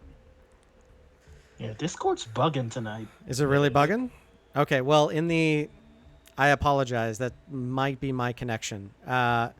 So what that is the audio for the recording is going to be just fine, but I apologize that that's breaking up a bunch. So I'll have to probably repeat myself a lot. As you're looking around, the only wood that you can see that somebody could possibly walk on is in the ceremonial gazebo at the very center of the L shape of the building. Got it. Okay. So I start heading towards. Maybe it was over this way, and I start walking towards the gazebo part. Okay. You walk up, and the gazebo is fairly. It's not that big. It can probably hold about 6 people shoulder to shoulder next to each other. It's only 2 steps high.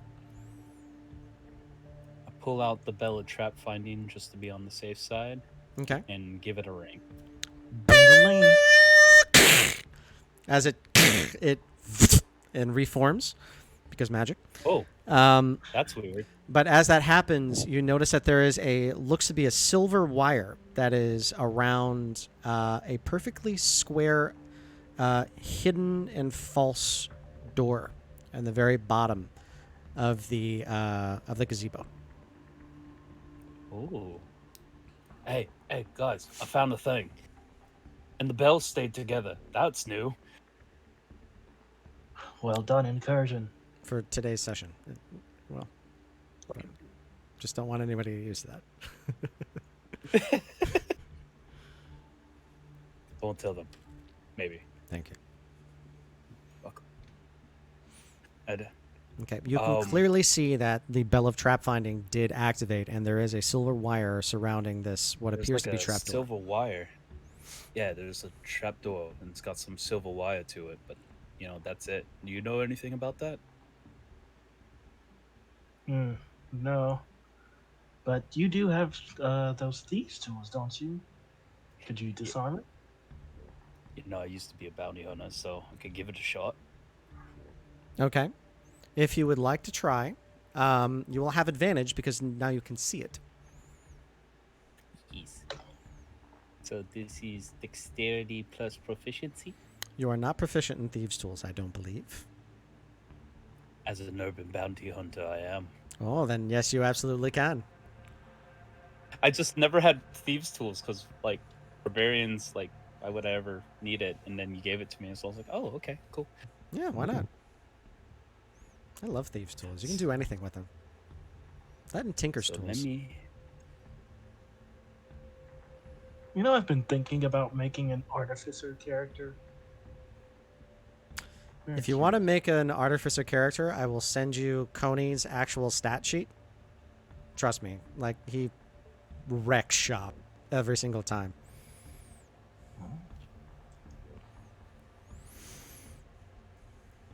One d20 plus 4. Okay.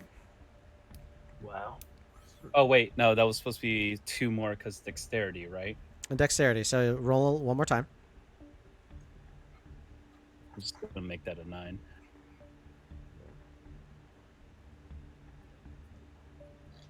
That's way better. Yeah, it is. So as you slink this down, hang on a second. Why is 1 + 4 and 1 + 6? Oh, I didn't add my dexterity to the previous one. Gotcha. Thank you. So as you slink your tool down and you turn it, you don't break the silver wire. You just move it out of the way, and you move it back in the opposite direction. So the trap is still active. However, it is now pointless because you all are far away from it, and you can manipulate the door as you see fit. As you do so, you're able to find the small locking mechanism that you jimmy it up with the shim, and then you pull it straight up. And as you do so, you notice a stone staircase in a very, very thin hallway going down. Or a very thin stairway going down. It's enough for probably a halfling or a gnome to fit. The rest of you will kind of have to butt slide. Got it. If I were to use enlarge reduce on us, would it be small enough to fit normally? Definitely.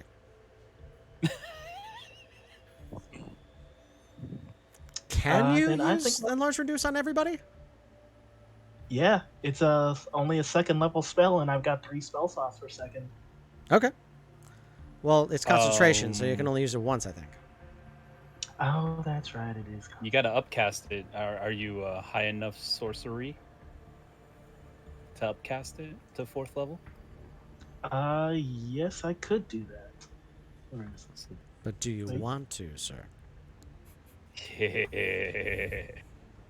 That's Wait, why is it not showing up? Maybe I can't upcast it to 4th level. You It's might not be able to showing up on- upcast it. You are a sorcerer, though. If you got Okay. the meta magic to twin it, you could potentially cast it to 2 people. You could. Do I have twinned? I don't have twinned for 3. I only have heightened and extended. So never mind. Okay. Butt slide to Okay. So you guys could potentially squeeze your way down there. It just might be a little loud. Gonna try to be as quiet as possible, but that's not gonna work because I'm huge. Okay. But you said you're unarmored, correct, Carol? Or I Incursion? am unarmored. Yes. Okay, so you would still be rolling at a straight roll. Yeah. Agmar, are you unarmored? no, I have plate. Okay. So this will be a disadvantage if you're planning on going down there stealthily. And Maresh, you would have advantage because of the boots.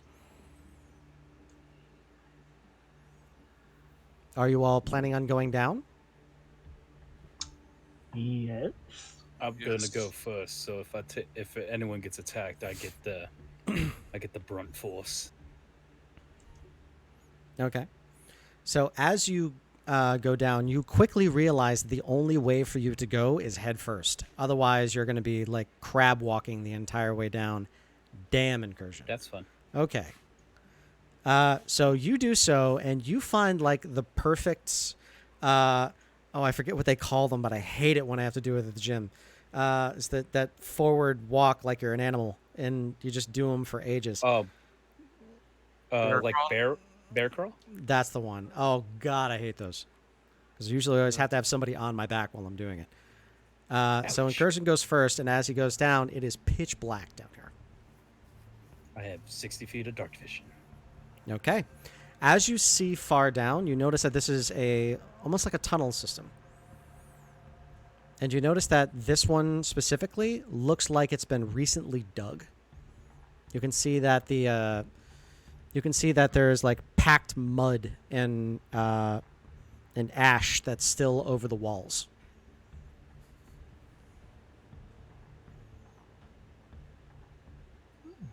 You can also see that they appear to be continually digging down.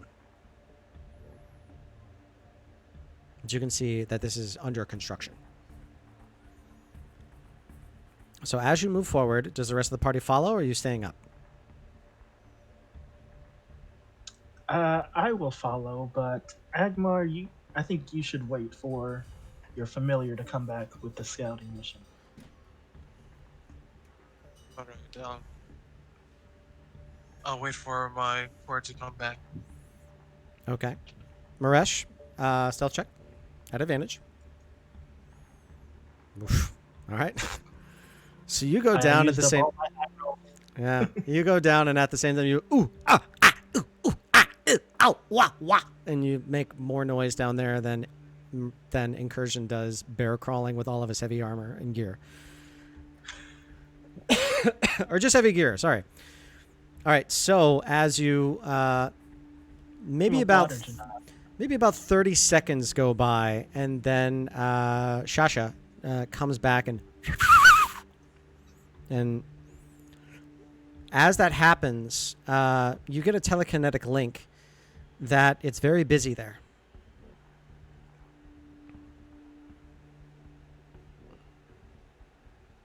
Very busy. So your familiar is not able to really dictate exact words and thoughts. However, they are able to dictate feelings.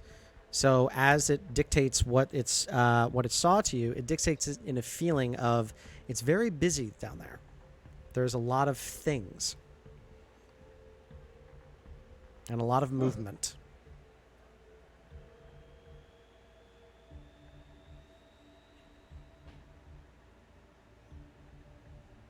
My familiar, right?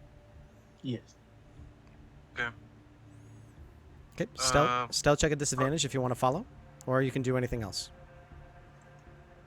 I'm gonna go ahead and do stealth and follow them so I can let them know.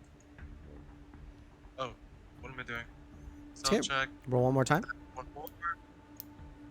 Oh no. No worries. So your plate mail is really giving you away, and you're causing a bit of a racket. However, Maresh is causing more of a racket, so you have no problem catching up. I'm a water genasi, not an earth genasi. I'm a doctor, do not well. I'm a doctor, not a ninja. So, Shasha.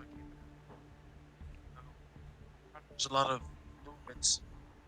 The church. A lot of people. Do I know if there was like if Shasha felt like she oh shit.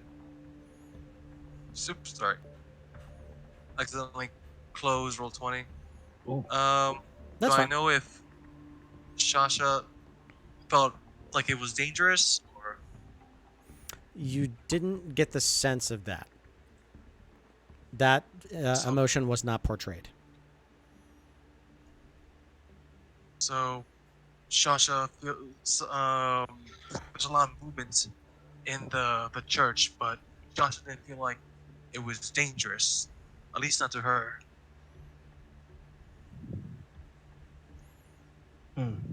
Good to know. Okay. So as you all continue to move, Incursion, I need you to roll me a perception check. There was nothing else after incursion. Didn't hear you. Perception check, please. Perception. Got it.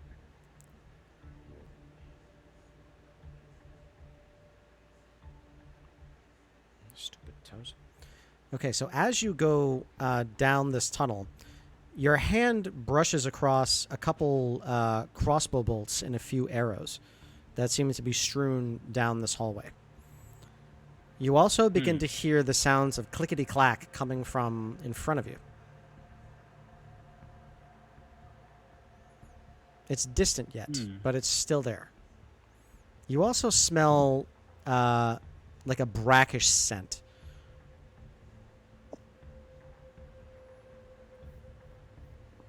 Curious. Is anyone behind me? Oh, I can't really see, huh? Yes, you can. You can see that Maresh is behind you, and you can hear Agmar coming in behind you. Right now, you feel like you've gone probably about 300 feet, maybe a little bit more. Oh, jeez. Just kind of whisper back. Careful. I'm hearing some clacking up ahead and smells. Okay. Smells. Are you going to continue forward? Yes. Okay. As you begin to move forward and continue, you start feeling water. and you start feeling water that's going up your arm.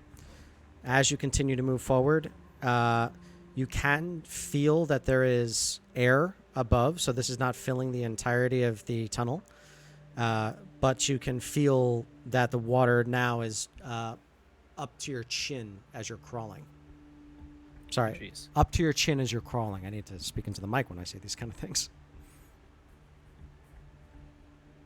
Do you continue to move forward? Keep going. Okay. The rest of you, are you all cool with that? Yeah, I got Okay. water breathing. As you all continue forward, going through the water is probably about 40 yards. Or, sorry, about 40 feet, maybe 50. And then eventually you start going back out, and it feels like you're climbing now. As you climb, the water level recedes, and now you're out on the other side. Although soaking wet, you are perfectly fine. And the clacking sounds louder, and you can hear the sound of many voices. None of them sound aggressive, and they're all speaking in common.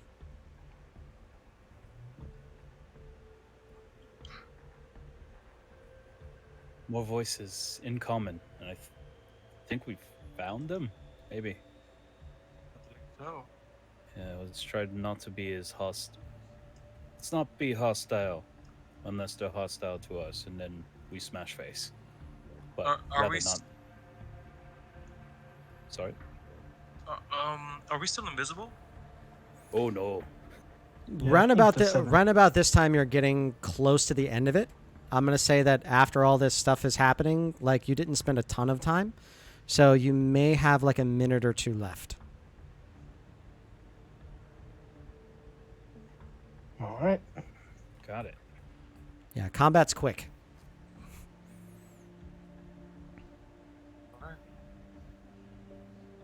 Let's Shall head out of the hole. Can Oh. we see the exit yet? Okay, so after a little bit of time goes by, this tiny tunnel opens up into a larger, what looks to be a tunnel junction. You can see that there are what look to be rails laid and other tracks. You can see what look to be mine carts, and some of those carts filled with other objects and items and some supplies. You can smell what smells like a little bit of rotten fruit and vegetables inside one of the carts. And you see that there is a very large staircase that looks very hobbled together, made of different pieces of scaffolding and some flagstone. As you look at that, it is going up into what appears to be a little bit of dimming light. And you can see that there's like one or two arrows and bolts that are down there as well.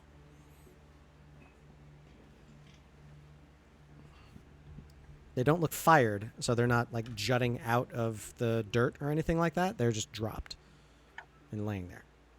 They're on the staircase leading up. I don't know if there was a fight down here. You said the carts were full of items, right? Should I look for anything that might be like identifying of who put them here? Sure. As you walk up to each one of them, you notice that there are very on the edge of rotting fruits and vegetables. So there's some food. You can see that there are some weapons, a lot of ammunition. You can also see that there is appears to be a lot of quivers as well, and a few cases of crossbow bolts that are set as tightly as possible into these into one very small cart. It was very slipshod and very haphazardly organized.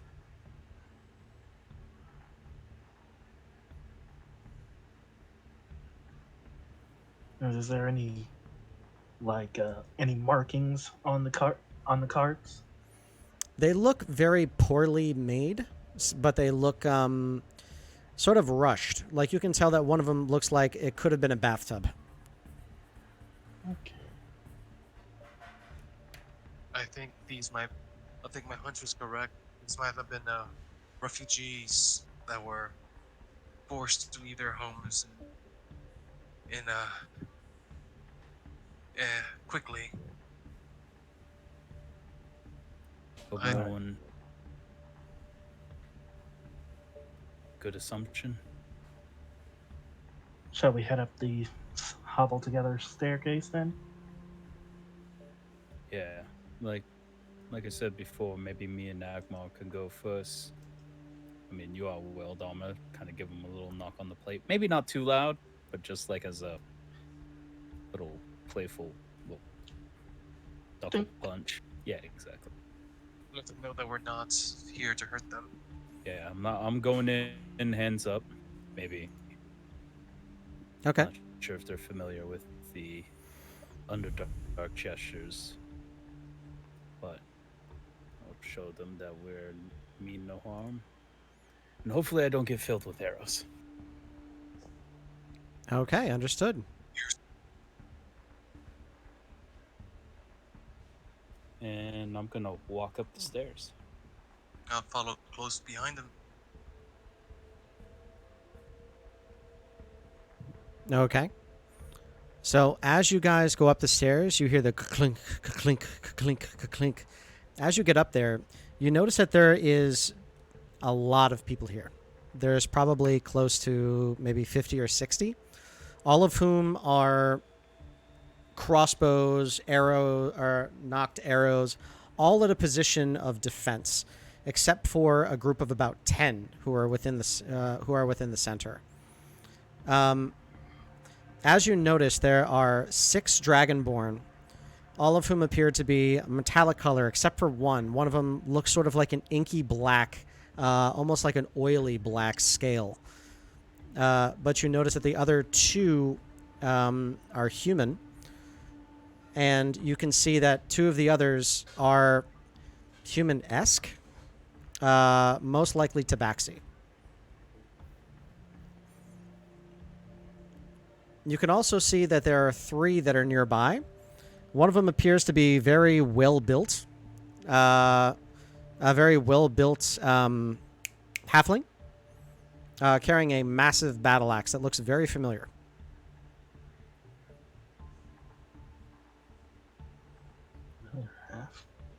The halfling looks familiar, or the battle axe looks The familiar? battle axe looks familiar. It's the exploding battle axe. It is the exploding battle axe. I just, as I come up, I just raise my hood, and I just kind of like give a scan, and I look. Oh, I remember that battle axe. It blows things up. Oh, hi everyone. The moment that happens and you throw your hood back, you instantly come out of invisibility, and you hear a bunch of the bowstrings being pulled back, and then immediately you hear one of the voices from inside. Wait! Hold up! No! It's fine. It's like, I know them. It's all good. And you notice that one of the humans is one of the simulacrum of Dominic Feldin. You couldn't tell because they were facing the other direction. And they're just like, hi, guys. How's it going? It's great seeing you. You all look great. So wonderful. You notice that he's missing an arm, and most of the side of his body is completely blown away. Like the simulacrum is barely hanging together. And you know that simulacrum can't be repaired. So he's literally just like, in terms of what I would say, he's holding on by a thread. But he's in good spirits. He says, great seeing you. How are you? Dominic, it is wonderful to see you again. So since everybody now knows I'm not the real Dominic, we'll just say that, yeah, I'm no longer a figurehead. I'm just here. How's everything? How you doing? Not bad. We come back with help. We're here to take out. Well, not take out. We're here to retake the city. That is awesome to hear. I am so happy for that.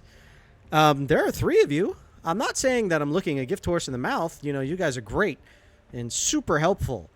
But there's an army? Oh, we might have some friends. We just came to do a bit of scouting, and we happened to stumble upon your tunnels down there. As that happens, you get clasped on the shoulder, one from the copper female dragonborn and another from the inky black scale dragonborn. As they tap you on the shoulder, this one says, "Before we get too far into this," she says, "I am Onabera. I am the leader of our current resistance, and I am going to be the one talking tactics. Unfortunately, Dominic Feldin is not going to be able to help you very much. So why don't you talk to me? I have two things that I need from you. It is efficiency of conversation and no flurry talking. So I need exactly what you have and exactly how you can help us. And I need it quick. Please." Let's give him dessert then. That is one of the things I don't need. Please, tell me exactly what you have, and I can tell you what I have. We have a group of bugbear mercenaries that can be sent on small missions or quests to either capture or scout positions of tactical positions.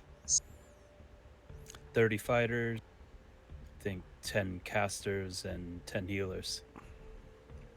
That is wonderful news. The 60 that you Of see within course. here is what we currently have is available for fighters. The rest of them, well, too far injured, too far gone, or not capable enough. The rest of us are on scavenging missions. Little bits of subterfuge here and there. We're destroying all of the bridges that we can. Luckily, this area is hallowed, so the devils cannot set foot. But the dragons have been giving us a lot of trouble, as well as the kobolds. How hallowed, you say? So are we Yes. under the church? You're in the church. Oh, that's fantastic. We were hoping to check this place out. You must have been what the black- Stasha. The black scale dragonborn taps you on the shoulder, Maresh, and says, "Well, I'm glad that you have. No, I'm Taza, by the way. Taza Hazar. Nice to meet you. You may have heard of my people, the Hazars." I have not, but I'm sure some of my other companions would have. Nah, Too well traveled. not a huge deal. Nice to meet you. Anyway, myself and my band of 5 are available. That's Drogosh, that's Enor, it's Egrid, that's Enor. Oh yeah, Excellent. and that's Veltis. That's all 5 of us. If you need any Dragonborn help, we can help you. Wonderful. I suppose when you started, there was more. Yes. Every mission that we've sent so far has come back as a failure. We had one where we were going to send all the ships that we could, but unfortunately every single ship that we have is now lining the rest of the area around that damn obelisk. That's where their current general is hiding up. That's where the threat is. Who is the general? Well, Taza, I put my hand on his shoulder. Do not lose faith yet.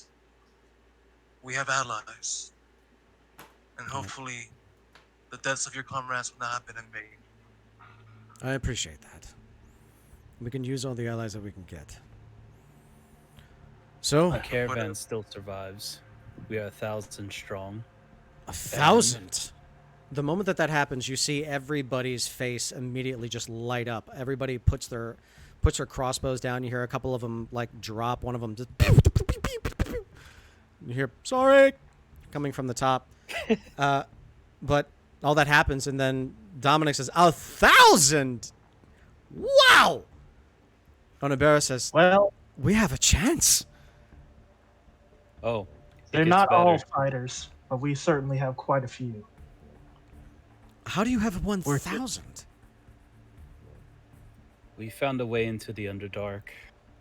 We might have, we've made some friends down below, and they equipped us with some, well, once we establish an area where the caravan can come out, We got a few gifts for our current residents around the area.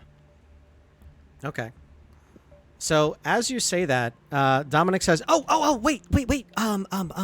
Did Michelle's Delo, right? What's her That Yeah, name? An L, an L, Nels. and Nels. LLs, the lady, right? the Lady Dalo. Got it. Okay, I was in charge of that. You guys got the Bullgiant Globe, right? Yes, Do you know what it goes to? I do believe it's a key component in building the airship. Do you know how to use it? Not exactly. Okay. We've been trying to figure that out. Okay.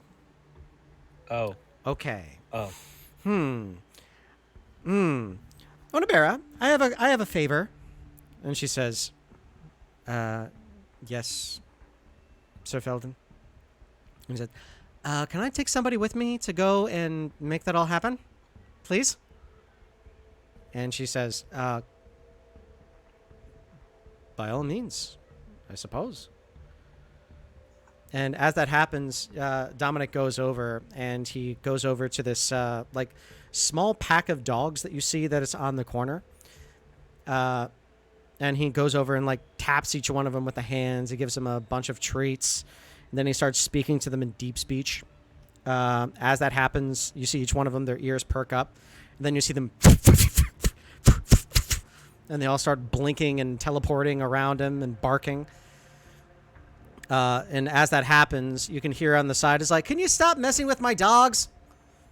The same halfling that was there before holding the battle axe comes forward and she's like, "I was looking for you. Perfect. Hang on." And he starts, he bends down low, whispers into her ear. And then she says, "Seriously? We have one?" I was like, "I think so." "Yes, I think so. Can you go with me? Because I don't know how to fly, like, with this." And it's like, "Yeah, I'm in. Of course I'm in. Yeah, let's go." So she loads up her pack. You see that all the blink dogs that are all the blink dogs are following her, and she comes over. And Dominic says, "All right, I got us a captain. This is gonna be great. This is gonna be so great." Okay, you guys are down in the Underdark, right? Yes, I know we are. exactly how to get there. We are just below the surface, over by the fighters. Okay, I have an idea. If you can help us just to secure this area, I bet you any money I can come back with something that's pretty awesome at some point. Can you help us secure the front? There's a lot of guys that are out there right now, a bunch of kobolds. Just hope that you can, just get them the hell out of there. The last half of that cut out for me. There's a bunch of kobolds and things. Can you get them the hell out of there? That we can do. Of course. I guess we should also mention Dominic Prime and whatever of the adequate 8 that were with him during the siege are coming back in their own big old ship. Oh, they got the Bastion flying. Nice. Okay. Cool. All right. Yeah, so we're going to go take care of that. And this could be fun. Oh, it's going to be real fun. So what do you guys think? Do you think that you can secure the front? Or do you have something else that's a little bit more important? We can secure the fronts. Okay. Securing a stable base is the first priority. Sounds good to me. That's exactly what Onabera keeps saying. Except we just can't do it. All right. We're off. Piney, you're with me. Let's go. And he's like, "Lead on, boss." And you see them. And they all walk outside. I will let Onabara know about the 20 firebombs, the empowered Alpha Laden Zone devices that we acquired from Michelle's Dalo and how to activate them. You And see, the two okay, you see like her mouth just water at the thought of having like 20 bombs just ready to go. And they can either be time delayed or you just say an Eldel's name and kaboom, kaboom, and I believe they keep going as long as the device stays up. Not sure if it's a They don't keep one-time going. use. It's a one-time use, and then you have to recharge Okay. it in a wellspring, or you have to channel magic through Ah, it for a full day. got it, got it. Never mind. I thought these were a little overpowered than I thought they were. Got it. Yeah, they don't just keep blowing up. That'd be cool though. That would be Ima- insane. imagine. Okay, so as you see Piney and the half Dominic rolling out of there with their trail of blink dogs, they go towards where you left your caravan. You give them specific instructions. Onabera says, "All right, now with that, let me tell you a few of the points that we would like to have back. One of our biggest problems right now is getting the schools all emptied out and to be able to find some more of the survivors. I know that each one of these islands is going to be their own very contained space. There are safeties under each one of the gazebos. It was something that was made a long time ago. So it's very possible that some able-bodied adventurers are still there, waiting for the time for them to be rescued so they can come back and join the rest of us. Can you send your group of 50 to either of the schools or to try and find anybody from the island towards our northeast? Another thing that you could do is send them into the waterways. The waterways right now are full of poison. Find that Myrmidon, and if they can find the Myrmidon and get him to summon more of the oysters to clean it, we might be able to have clean drinking water. Mm. Right now, we are very low on food. We are very low on water. I think the water supply might be the most important thing at the moment. Can you please say that one more time, Thu? I believe that the water supply might be the most important thing at the moment. Okay, you said that the water supply might be the most important thing at this moment? Yeah. Got it. I see. Well, we can help with the water supply. We have a decanter of endless water. That would help out immensely. But remember, we need to be able to transport the water as well. If we can get the ravines and reservoirs back to normal, this would help out the most. Gotcha. Should we send Bugbear Squad the BF hack? I don't remember specifically how we had that. The Bugbear Brigade? Bugbear Force. The Bugbear Brigade. Yeah, the I like that Bugbear better. fighter and eaters and casters. Yeah. So there are three missions that you can send them on. You can either try to liberate one of the schools. The one to the northwest right now is the Druid School. So that's the one that's closest to you that is already liberatable. So you could potentially get some of the items that are in there, and that could help out with the fighting potential. You could try to liberate the island to your northeast. That would give you another passageway into the Underdark, and that would also rescue any of the ones who are holed up in that area. Or you can send them to try and clean out the waterways, which would give them more water, which would allow them to send out missions farther. So what would you like to do? Where would you like to send them? You three have the option.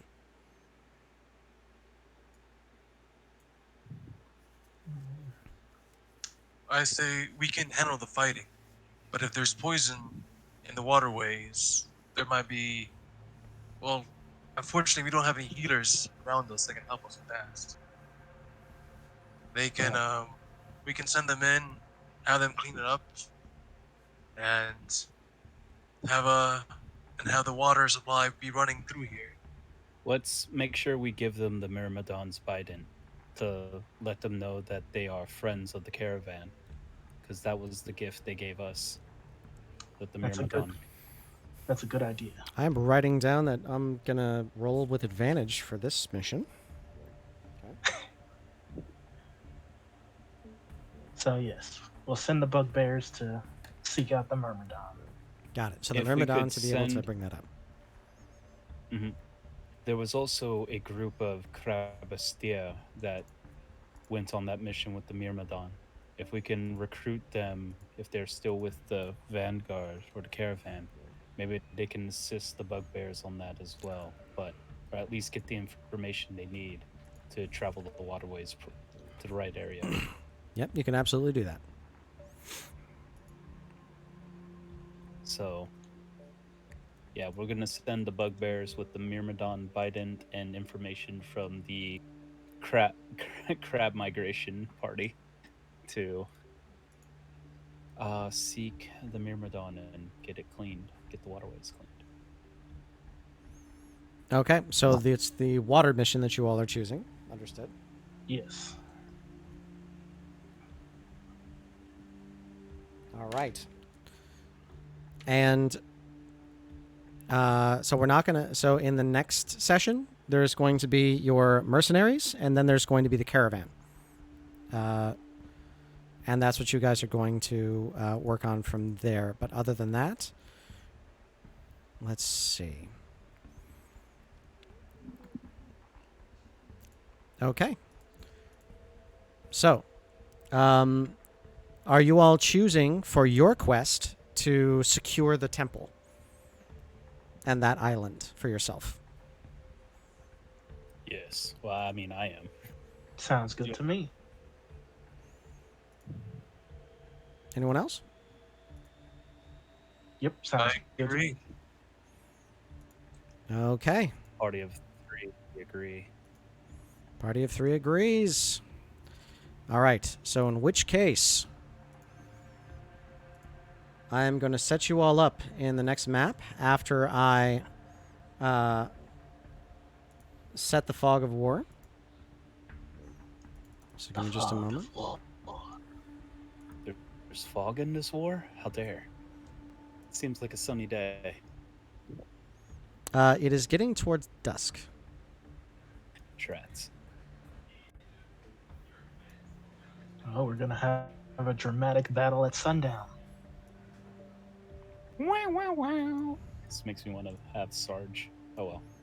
Can I, when we go out, can I have tell command Shasha to just do stay by the sun in that direction, just so she can stay hidden. Absolutely. Right. And that will also make me not have to look for the type of creature that is. That's a bird, right?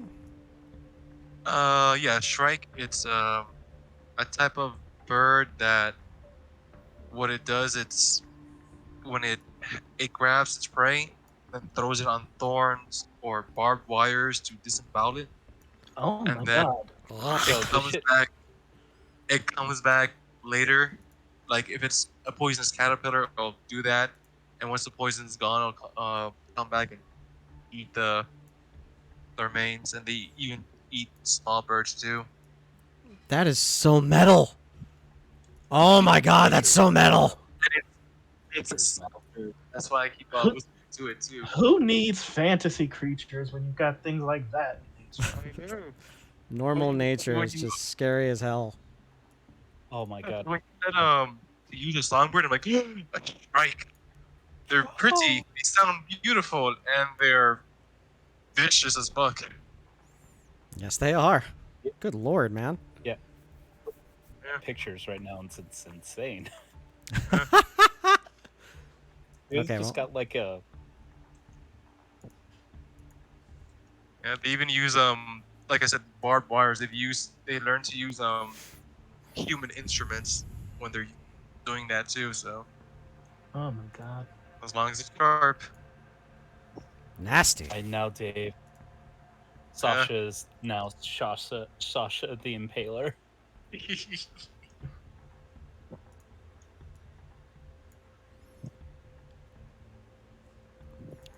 Okay. So I am going to bring you onto this this battle map in just a second.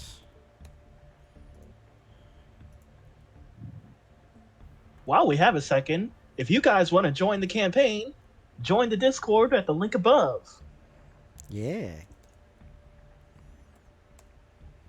Thank you very much for that, bud. I appreciate that. Okay. I'm going to bring you into the map.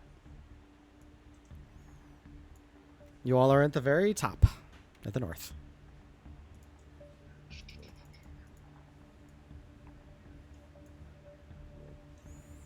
All right, so as you look out into this area, you notice that the massive gazebo that is nearby has been smashed up, but the center plinth that is there still remains standing.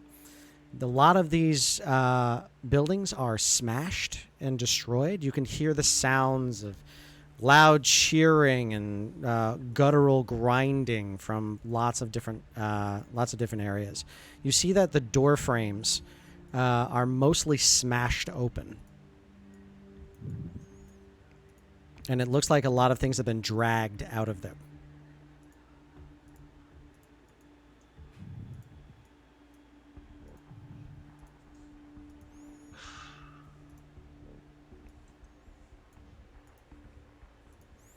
Well, do you guys want to clear? Yeah, let's take a look. Before we go out, can I do the ritual detect magic? Sure, we'll say it's a ritual, and you just make it happen. So you now detect magic up within 30 feet. You sense no magic where you are. Gotcha.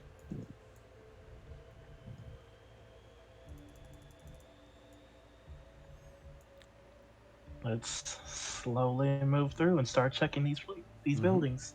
Incursion slowly pulls out the Wand of Wonder. Oh god. Okay. And just is like pretending to do like weird casting motions.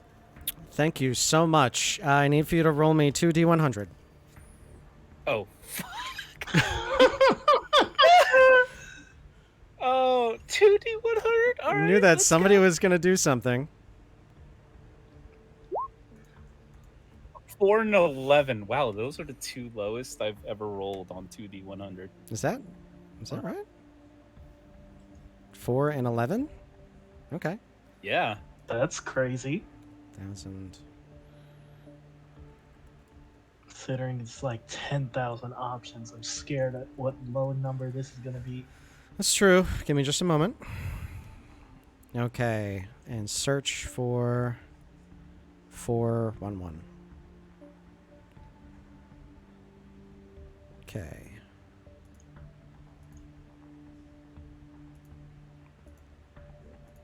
No, not 1411, 411.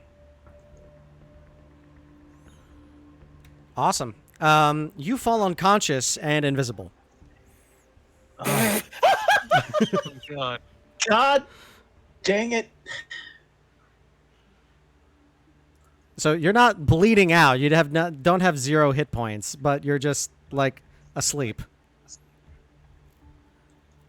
And you're invisible. You just see Incursion like waver for a second, and then all of a sudden he disappears, and you hear a thud.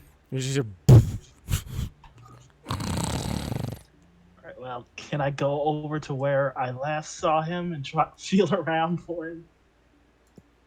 sure. Look around like You go over to where you Incursion? What? saw him before, and you can feel him there. I'll shake him awake. I guess I can hear his snoring. You shake him awake, and and he wakes up. Am I still invisible? You're still invisible. What happened, Incursion? Agmar does not know that Incursion's invisible. You can sense that he's on the ground because you can hear the breathing coming from the ground. I took the wand and I just pretended I was casting something, and then all of a sudden I took a nap. How are you There doing it, is- by the way? What was it? How are you doing that? Oh, how am I doing what? How did you do your... how did... I think I misheard you. Can you say what you said again? I was just telling Agmar that I was pretending to cast by doing weird hand motions with the wand. Are you doing weird don't hand do- motions now? No, I'm not doing weird hand motions because I'm invisible because I can't see. Oh. I saw that, Biz. Agmar can still sense that you're doing things. Mm. As soon as I become re-invisible, I will do it again. There's no pretending with magic incursion. Be careful. What do you mean pretending with magic? What if I was just supposed to have it up high here and I actually do it while invisible? Like I take the wand and go up high and then like swipe it down. Roll me 2d100. Yay! Oh my god. If you kill us with this. 2, 4, 3, 7. Got it. Oh, that's a really high one. 2, 4, 3, 7. The caster's voice cracks like a teenage boy's voice. Okay, I'm going to say with that, you all hear from the other side, or however goblins speak. And you If hear... only Al. Sorry? I said if only Al was here, we could understand. Mm-hmm. Drats. But as that happens, you see a bunch of hobgoblins start running out of the buildings. And I need for you all to roll me initiative. Hey. Remember to click your tokens. Oh. Maresh, I think you rolled twice? That was an earlier test roll. Okay. Hey. My current one is the 7. Okay.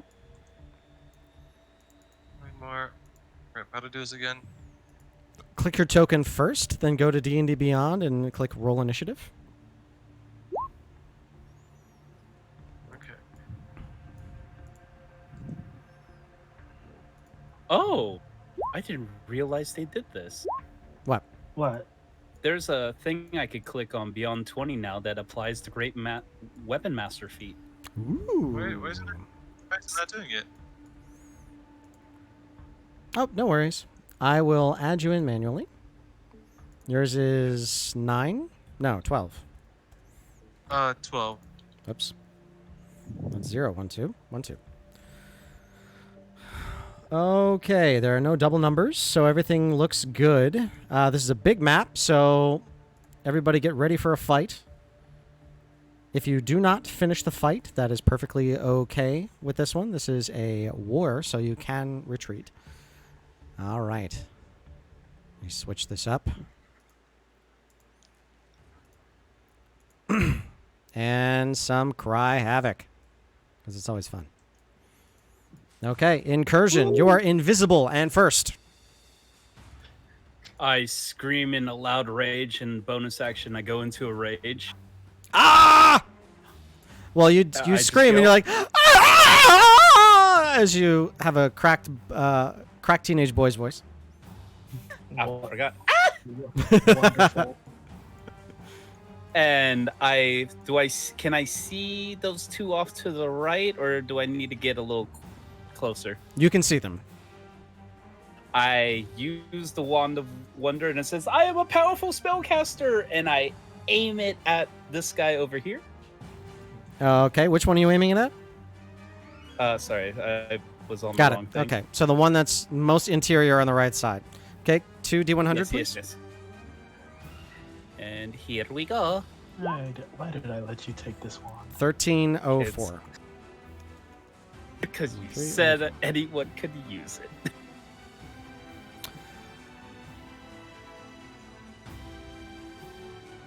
You are thoroughly soaked with egg whites. Me And or I- them? You, and I need for you to roll me a. I need for you to roll me 10d10. Oh god. Oh, this is awesome. Hopefully it's for them and not you. This is even more chaotic than the Wallachek. Okay, he gets a chance to save. Let's see. Wand of Wonder is always the DC 12, I think.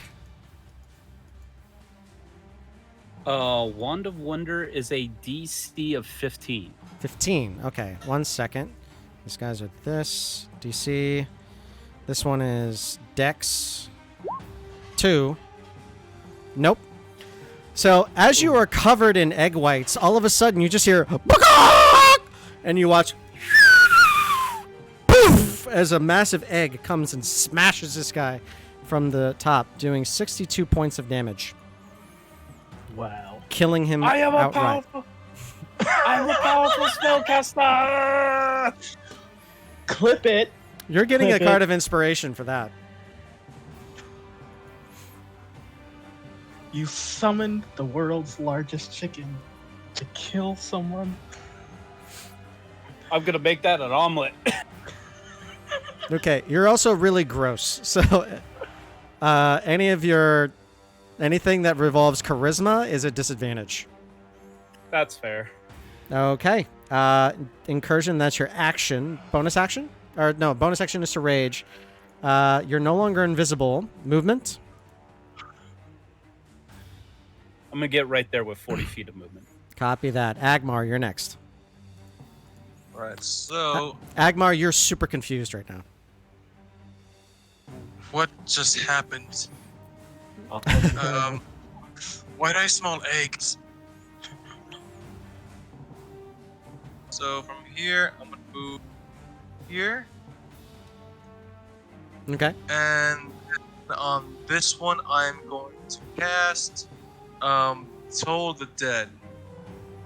Okay, Toll the Dead on the one that's farthest. Okay, so he's not taking any damage. I believe it's a dex save. Am I right? Yeah, Wisdom. Wisdom. Save of 14. Okay, wisdom save. One moment. 15. Alright. Takes no And damage. I'm gonna end Okay. and I end my turn. Okay, as that happens, you watch as two Ettins come smashing through the door like they are, like they're the Kool-Aid Man. And they flank... Oh yeah! Yeah. Yeah, but you hear four voices all at the same time going, "Oh yeah!" in Goblin. And in Giant. Okay, that's their turn. The Hobgoblins are going to get behind cover. And they're going to fire at you. Behind cover. Longbows. Incursion. I'm firing all at you. Yep. So Uh-huh. that is 9 shots total. 1, 2, 3, 4, 5, 6, 7, 8, 9. Okay, what is your armor class? 17. Okay, so 24, the 21, the 26, 24, 22. So keep track of this because it's going to be hard for me. 7 reduced to 3, 11 reduced to 5, 10 reduced to 5, 5 reduced to 2, 9 reduced to 4. You take that much in piercing. Copy. As each one, their bows look strange to you. Okay, Ooh. Maresh, it's now your turn. all right. How tall is this thing? They're large, so they're probably about 12 to 13 feet tall. Okay. Bless you. Bless you. We're going to start this off with something a little bit funky. And I'm going to cast Wall of Stone. Okay, so you're going to put a wall up. You can go ahead and make draw a line or make a box to put where the stone is going to be.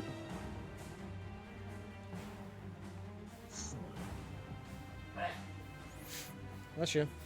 I'm like going to section these off. How many is that? One. It's hard to see with this aura on the screen. 1, 2, 3, 4, 5, 6, 7, 8, 9, 10. Okay, so it actually goes back there. How do I erase? You have to click it and delete it. Do you want me to delete it for you? Yeah. There you go. Okay. So from 2. So I'm gonna build a wall right there. Section those guys off. Okay. Incursion, you're up. You're on deck.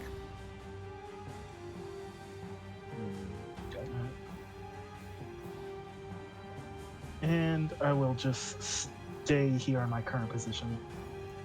Copy that. Incursion, you're up.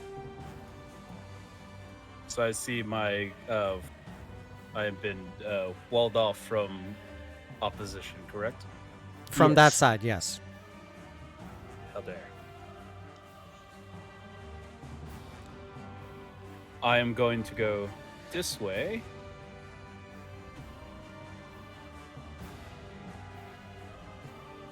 Gonna get right in here and just drop the wand, and Exus forms in my hands, and with Great Weapon Master, I'm going to dig in recklessly on this gentleman. the Okay. Etten. Let me get 2 attacks at reckless, at advantage.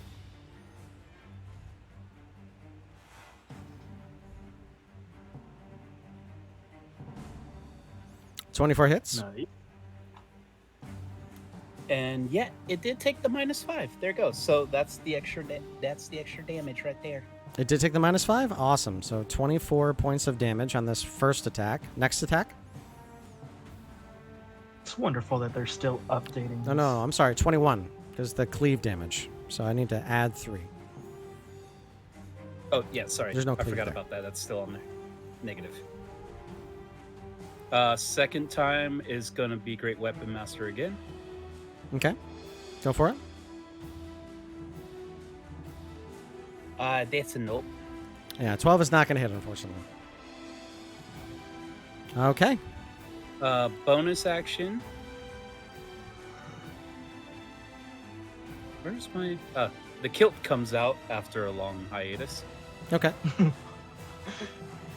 Roll an attack at advantage. Bonk. So that's If not you going to know. hit. You hit him in the thigh, and it's the ram's head just boom, boom, boom, boom, boom, boom, boom, bonk, bangs off. Not the right word. Not the right thing I should have said. Sorry. You know what I meant. That's what. Okay, Incursion, is that your turn? It is turn. Agmar, you're up. If I go here, will this be I can attack? I'll be able to attack him, right? Yes. Okay. So while I'm moving, my bonus action is going to be to speak the word for the animated shield, and as I go here, I'm going to attack with using booming blade. Okay. Make sure. So first is a regular attack.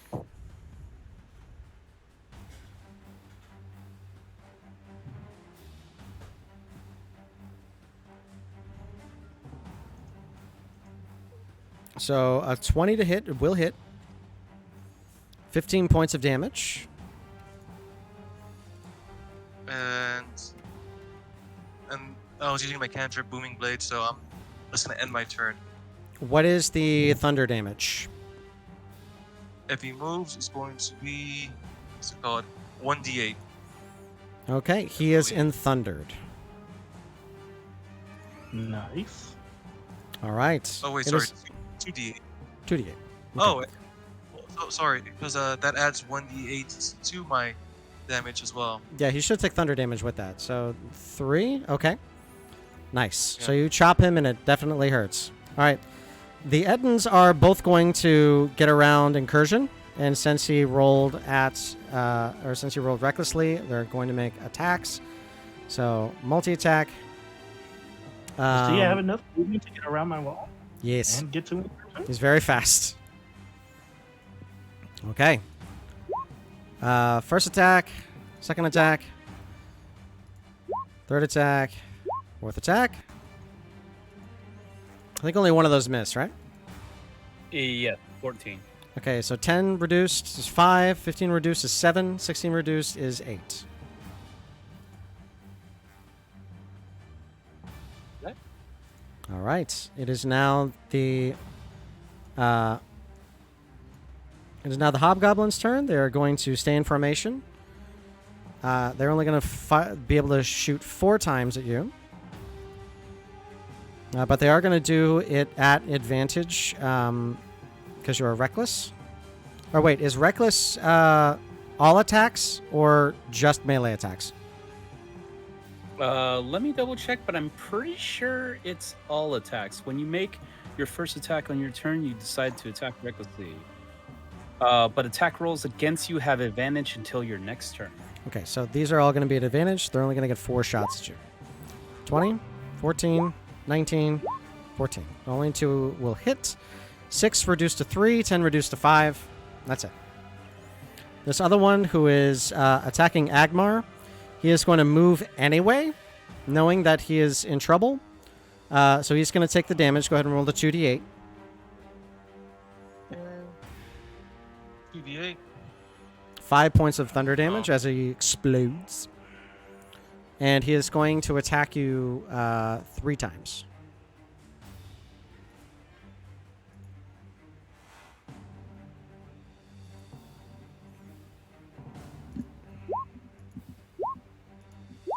$17, $22, and $24.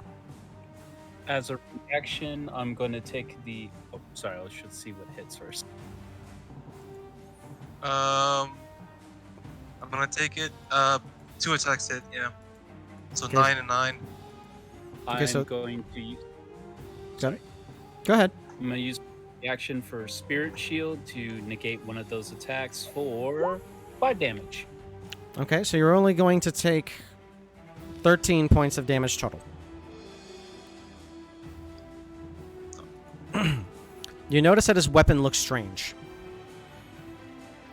All right, Maresh, you have eyes on 3 enemies. Alrighty. We're going to be using one of my new favorite spells, Cloud of Daggers. Okay. The 4th level. Whom are you attacking? It's going to be this guy right here. Ah, okay. The cloud is all over the Etten, and it's slashing him to pieces. And it just hits. 15 points of slashing damage. Yeesh. Okay. Maresh, that is your action. Bonus action? No, but I will move ever so slightly closer. Okay. Incursion. It's now your turn.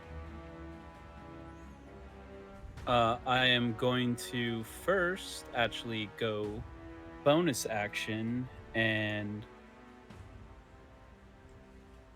Is this the one I wanted to use? Yes, with the fire damage. I'm going to bonus action Searing Smite. Okay. Mind that it's going to be a con save if I hit. Okay. Who are you attacking? And I'm going to be attacking the guy I've been working on, the Etten down below me. Okay. And once again, we're going to use Great Weapon Master Reckless. Gotcha. Dang, I got so many ones on that roll. Okay, 18 will hit. So that 26 is, or 20, 25. 25. But the Searing Smite does take off, and that's 5 points of damage regardless. Fire damage. He's looking pretty bloody. And con save. Con save to be set on fire. 13. He's, So next, he's yeah. on fire. we'll take a point of damage every turn. You'll take 1d6. I never take the... Whenever that happens first, I never take that. Got it. Okay, got it. you get another attack? I can try to see if we can finish this guy off. Same shenanigan. Okay, go for Great it. Weapon Master. Reckless. 19 hits. Oof. -3, so that's a 29. Yep. Jeez, Dad. Jeez. Okay, nice. Okay, he's looking really, really bad. All right, are you gonna move? Not really. We're Okay. just gonna hang out right here and just be like, "Hello, Ettins. Nice to see you again." You hear one of them say, "Hello." Oh, you said that nice. Agmar, you're up. So, for my bonus action, I'm gonna use Fighting Spirit. So Agmar kind of takes a deep breath, and as he's taking a deep breath, he says, "If even the gods stand in my path, they too shall bleed." And he is going to attack with advantage. Let's see if I can Sweet. do this with advantage.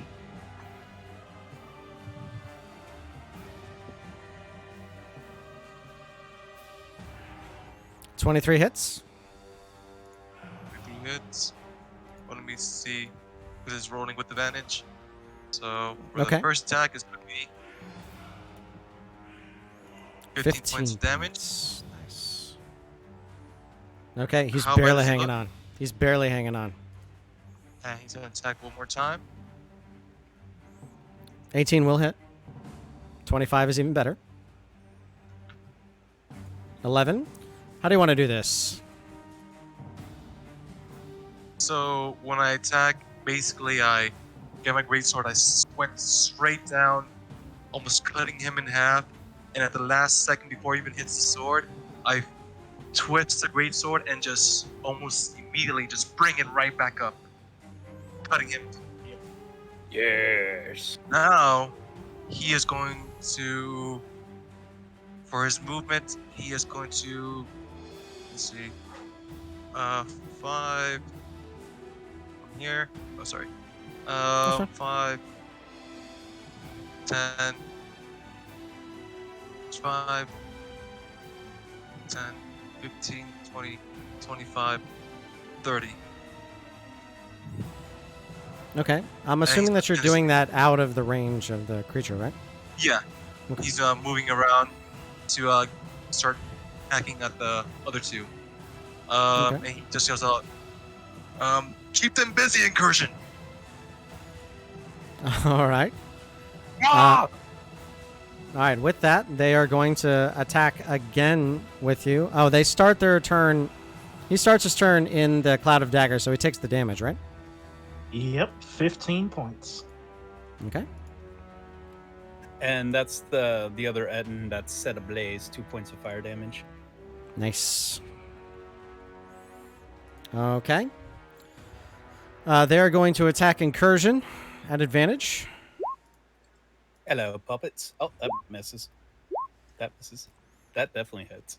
Okay, so 11 to 5 and 9 to 4. So 9 total. They're going to get out of the cloud of daggers running towards Agmar. And this one is just going to get on the other side, and it's going to try and... it's got his axe and his Morningstar pushed in front of him, and he sees the cloud of daggers. He's going to try to push you into it. Oh, It can't make an Could I? action. Let me just check Could I and see if use- it has the ability. Could I use my reaction to hit the one that ran away? You absolutely could. I'm gonna smack it. smacky, smacky. Okay. I believe Reckless is only Yeah, on it's turn. no reckless is the whole turn. It's not just it's for the whole round. Got it. So I'm gonna keep going Reckless. Can I go Weapon Master as a reaction? I don't remember. No. On your turn. No. So So if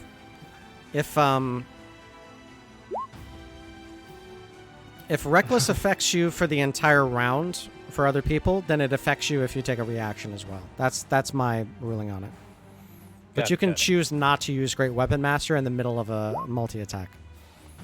Okay, 27 and that's- absolutely hits. 8 plus 3. So 11 points of 11. damage on this guy. Do you have Sentinel? negative Mage Slayer. Gotcha. Okay. So he's Yeah, just going to bring take a over. cut. Yeah, by the time he leaves. All right.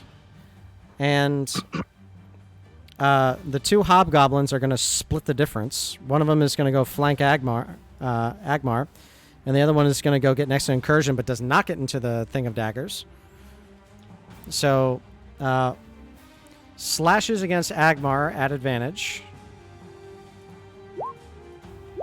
25 and 22.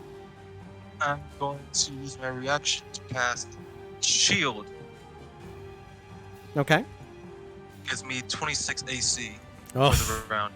Sheesh! Hey, what's up, buddy? wow. I Okay. kind of just like see him with my head tucked down with a blindfold over my eyes. I kind of just put up my hand, and the shield just stops him right before he hits me. Get out of here, Neo. God dang it. Bing pong! As each one of those each one of the maul slashes just shatters across. Nothing hits. All right, Maresh is, or sorry, no, 2 attacks against incursion now. These are at advantage. 20 and 13. Hey, 15 Macy's. 2 points of bludgeoning damage. Maresh, you're up. Alrighty. Let's see. Let's see if I can line this up. Ooh. Alright. That'll work. We're gonna go full tilt and use all 7 charges from the Wand of Lightning Bolts to zap Jeez. those two. Okay. Oh, get him, boys! What is that? Oh, wow. Thank you, baby. Oh my god, why do I get so many Bitch. ones? Did you? Ooh. Ooh, that's rough, bud. Okay. So- I wish I still had the meta magic. That. This is Hobgoblin. He rolls a natural 20. And this is the Etten. Not very dexterous. He rolls a 5, so he's going to take the full 47. He is barely hanging on. And he, with the natural 20, is going to take 23 points of lightning damage. He's looking really bloody.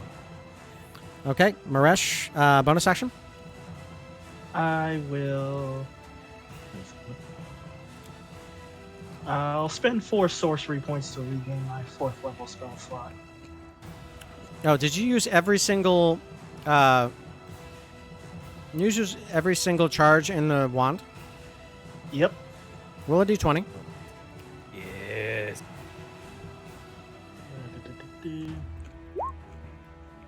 You're fine. What was that? A thing. When you use every single charge inside of a wand, you have to roll a d20. If you roll a 1, the wand is destroyed. Oh. I did not know that. I do. And knowing is half the battle. G.I. Joe. The other half is gratuitous violence. Mm-hmm. All right, Maresh. That's your turn. Incursion.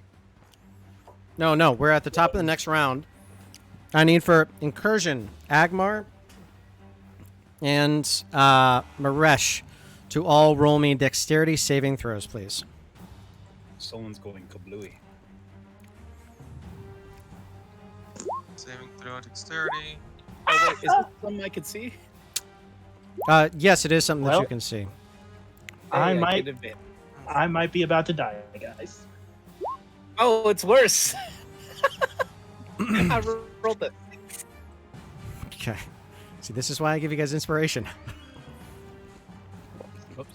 Oh wait, I'm going to use my inspiration card to have Maresh re-roll that because we need sorcery power. Awesome. Could you? Good lord, sir. The party takes 51 points of lightning damage. That is As- a very sheesh. As you all are fighting, and as the fighting is continuing, you see that one of the blue dragon that was circling the top of the spire sees what's happening, and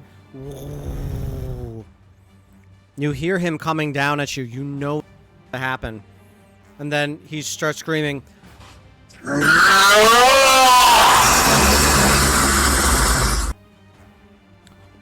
You all are inundated with a streak of lightning that appears to not affect any of the other monsters, only you.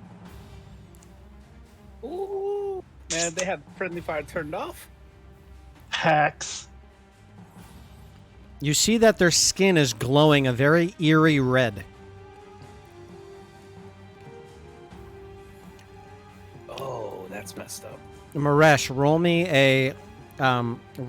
a wisdom check or a history check, whichever's better for you.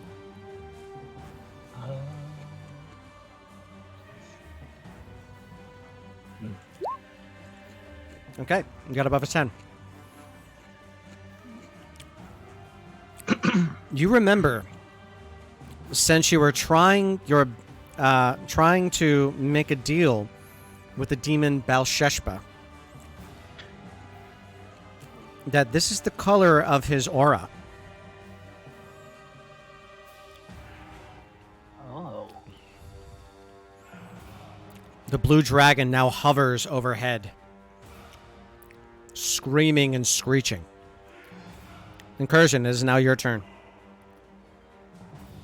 Oh, I'm hurting. I'm gonna chug a potion of greater healing. Okay.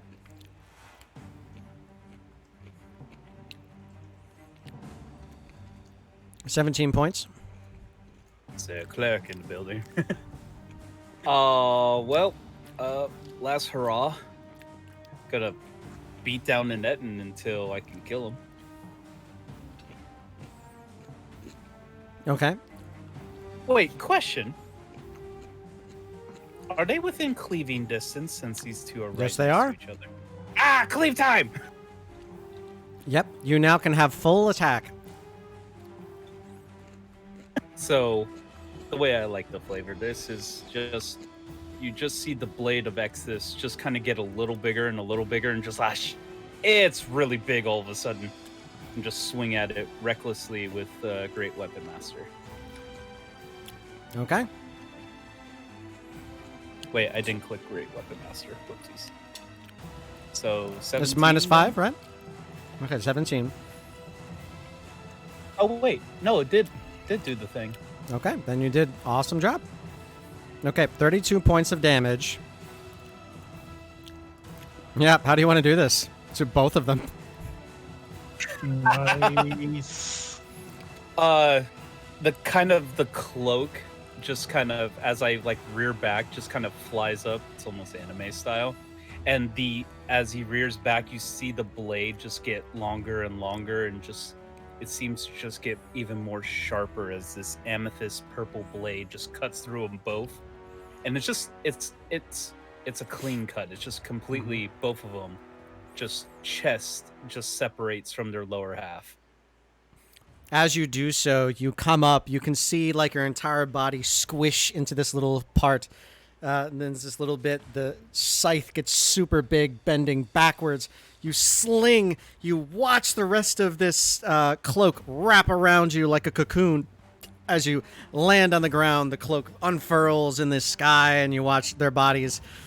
Surprisingly, all the lighting turns silhouette as you watch. And the blood comes flying out. The Nice. best thing is, I still have another attack, so at number 2, I'm coming for you. Go for it. Nice.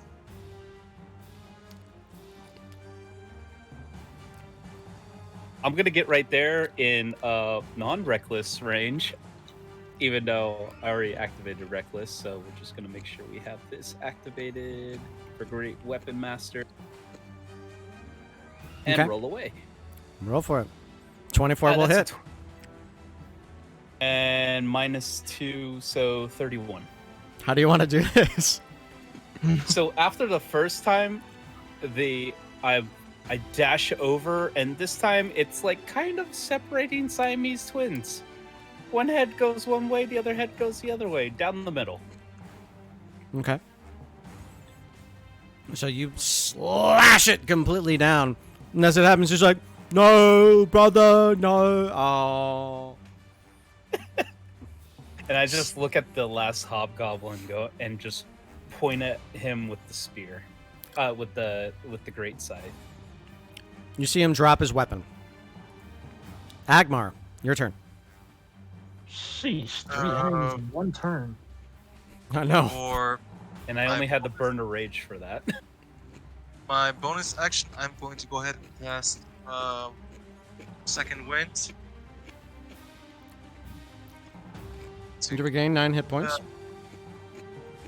Points. It's 9. And he is going to go ahead and attack the other hobgoblin.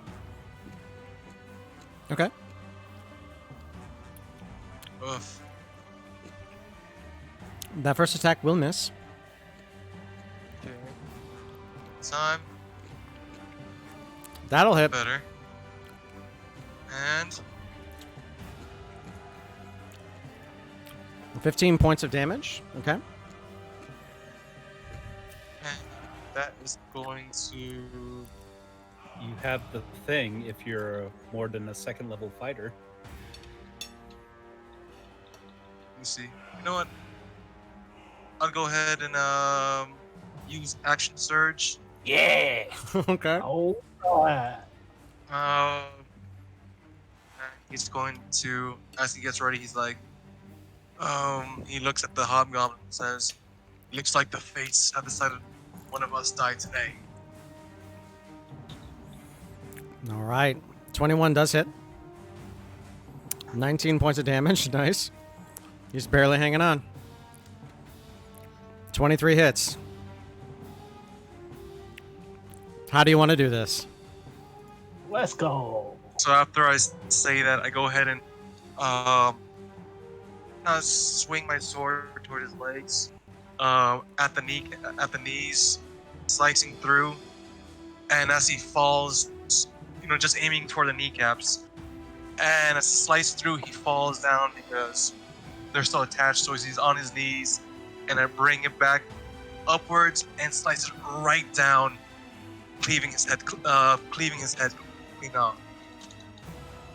And just I swipe and then move the blade quickly just to kind of get the blood off from the blade. You fling it quickly, and as your weapon, as the blade of your weapon takes all of it, you watch as your enemy falls, his back to you as he tries to run away. All right. With that, we're at the very top of the round. Maresh, do you have action? I will pop a healing pot. Okay. Anything else? Nope. Okay. As that happens, you listen to that massive blue dragon circling overhead.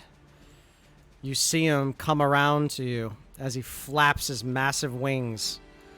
And he's just circling and waiting and watching.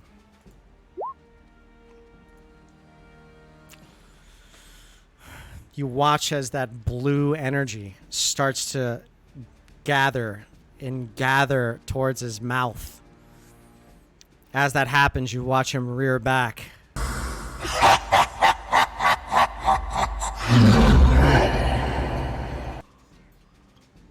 Then you watch massive explosions happening on the side of his body. You watch as thunder and lightning start to fly towards him. You watch as a massive bolt slams into his side and a bunch of arrows start to and pepper him all down his right side. As that happens, you watch over one corner as you listen to some kind of loud music coming from a distance. And you start hearing what you swear could be Warriors by Imagine Dragons. And you hear and you hear the drums, and you hear everybody coming in, and you hear everybody screaming and singing and shouting as loud as possible as you watch as a ship starts coming forward. You see Dominic Feldin at the very, very front, pointing. You see the rest of your caravanners all pulling large crossbows and bows and firing as fast as they can. You watch as all the other spellcasters flinging any spells that they possibly can at the Blue Dragon, sending them that way as Piney takes the helm and rolls it directly towards it. In a crash course, the dragon, knowing it's outmatched, runs. As that happens, you all watch as your airship, newly completed, arrives to save you just in time. Yes. Ooh, yeah. So, true story, 5 hours ago, your airship was completed. You got all 10,000 crafting that you needed to complete the ship. This was supposed to be a Ettin's, Hobgoblins, and Dragon fight. But for the three of you, I thought that would be pretty mean. As I you was all, only at 7 health after that blast. yeah, I was at 10. Whew. I think I was at 30 for now. as you all watch, Jesus. the ship cresting over the top, you see that many creatures are now starting to run, and you see that there are terrifying and terrible little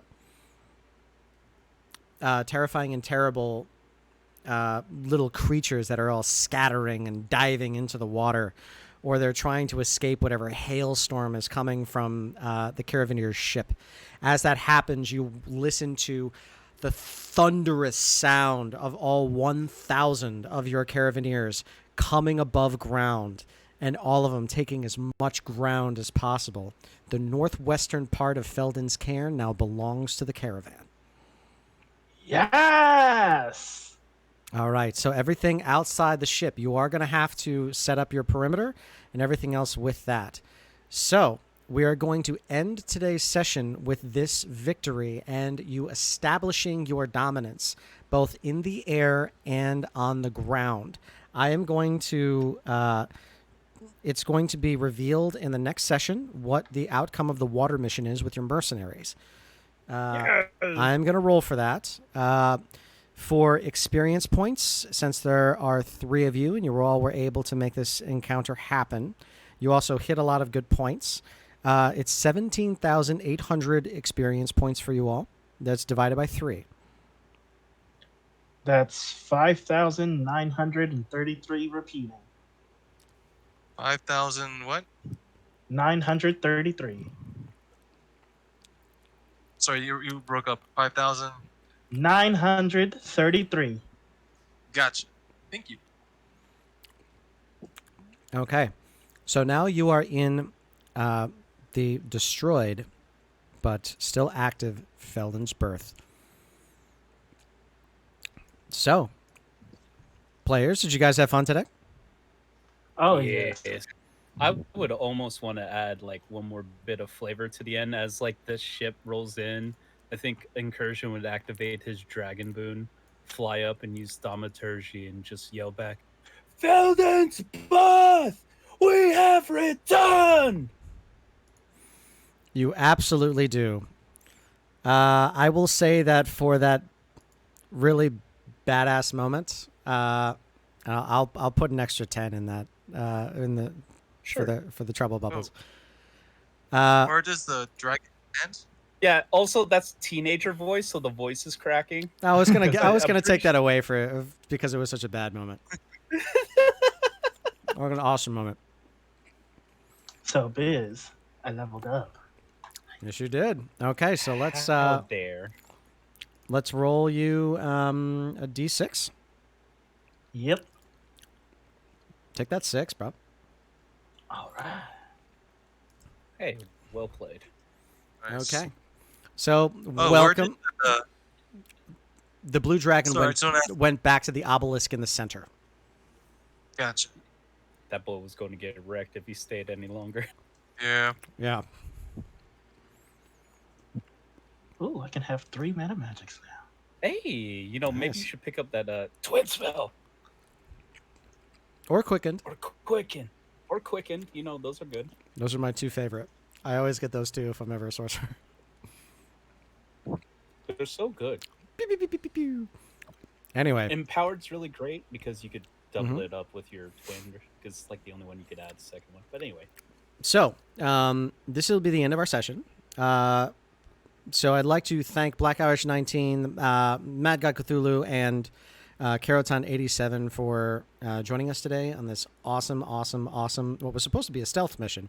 which did turn into a kind of a stealth mission, but now is turning into a take back the city. So you all have decided to come back to Feldin's Berth and take back what is yours. As you and the rest of the caravan are ready for this battle. This is going to be a few new mechanics. These are not listed anywhere in D&D Beyond. I'm coming up with them.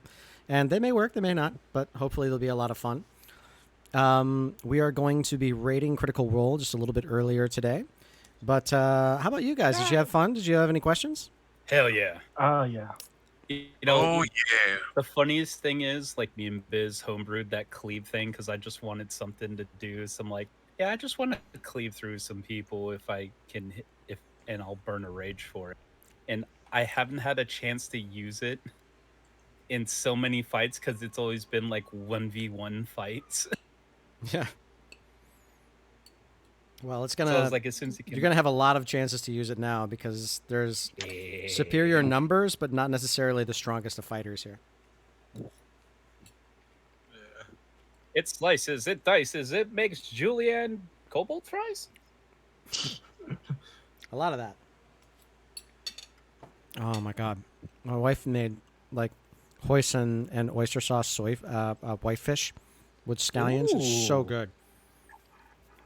Oh my god, It's amazing. it's like I'm eating the sea. Okay, do you guys have any questions, by the way? You said we have to like establish a perimeter. Can I help with that? If I concentrate on Wall of Stone for the full 10 minutes, they become permanent walls. Absolutely.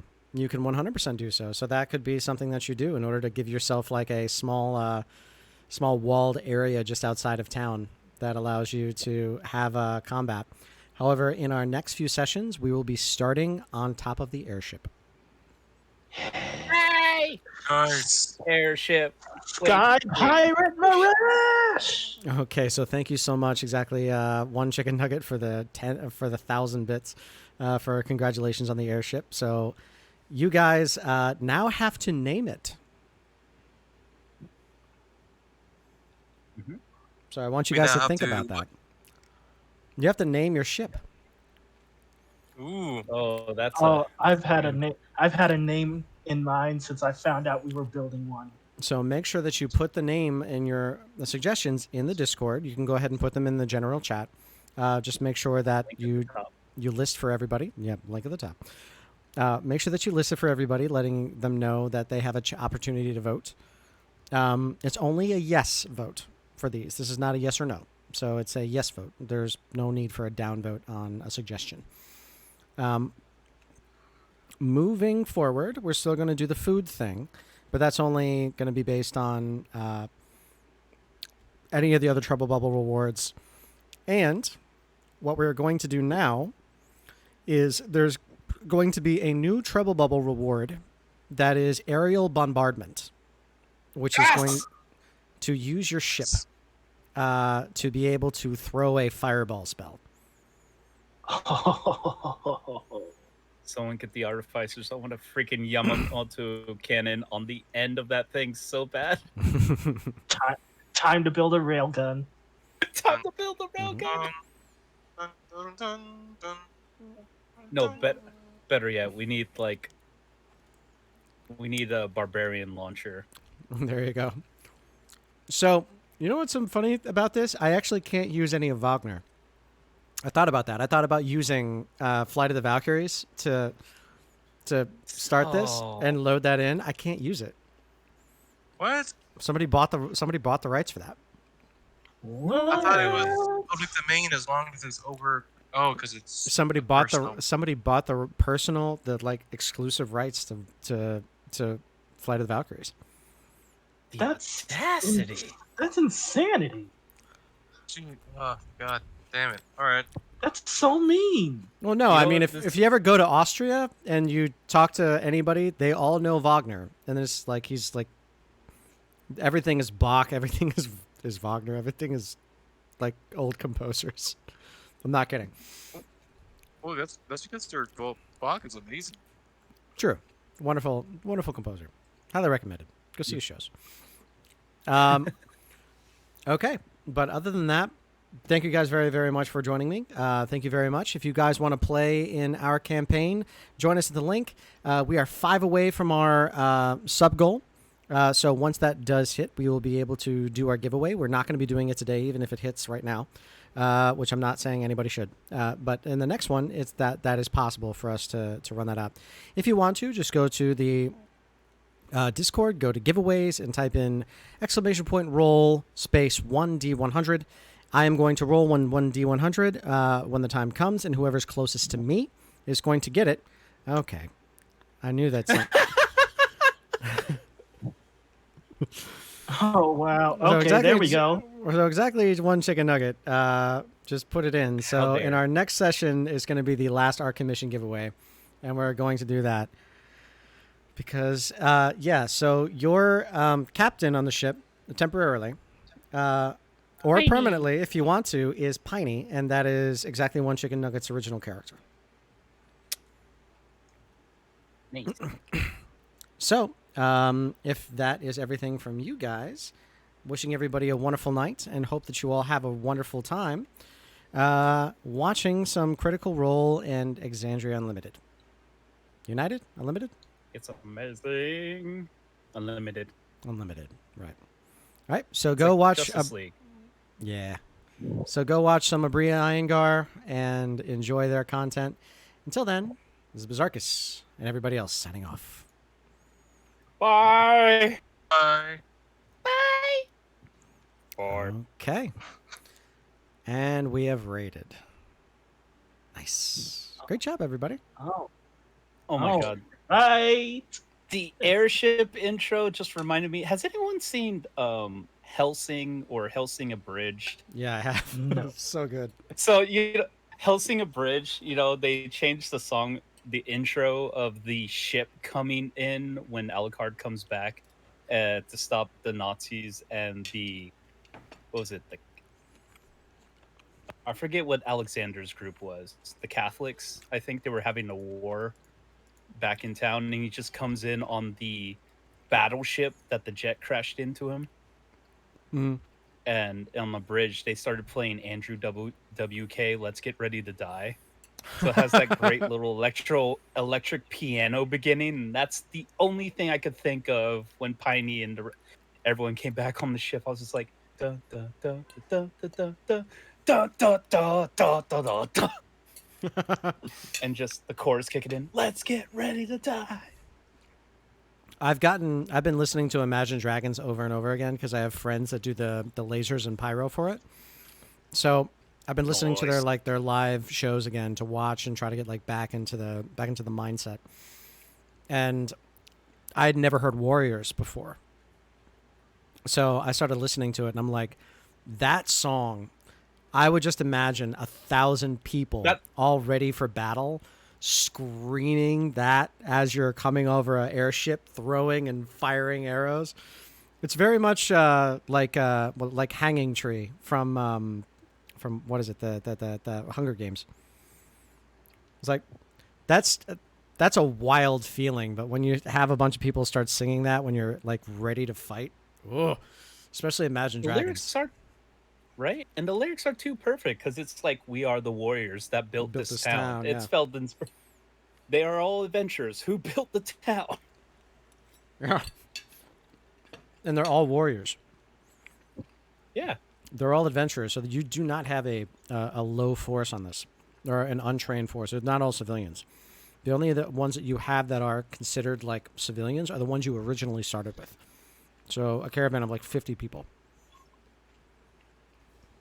But even then, you had a caravan of many of whom are, from the lore, are statesmen in hiding.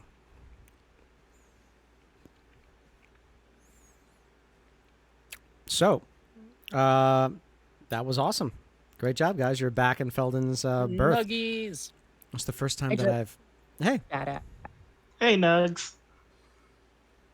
you enjoyed it? Congrats on. Yes, I'm still watching this, so it's echoing. Congrats, you guys were badass. I just wanted to hop in and say that. That's all. Have a good night. Bye. Bye. Cheers. See you Bye. later. That's really interesting because I am still on the Twitch channel, and it's still going. Oh, it's still going. Oh, Oh, now it's I rated. Yeah, I saw the raid switch. How's That's it still weird. going? No clue. Oh, Maybe you just oh, need to shut down OBS. Did you not agree to the raid? Maybe. I thought I did. It should be automatically you're a part of the raid unless you click off it. I did not click off anything. Hmm. I don't know. Who knows? I guess it's just what Very Discord strange. does, or this is just what my OBS is doing right now. I'm not that weird like. Something. Yeah, it is. Okay. Thank you guys so very, very much.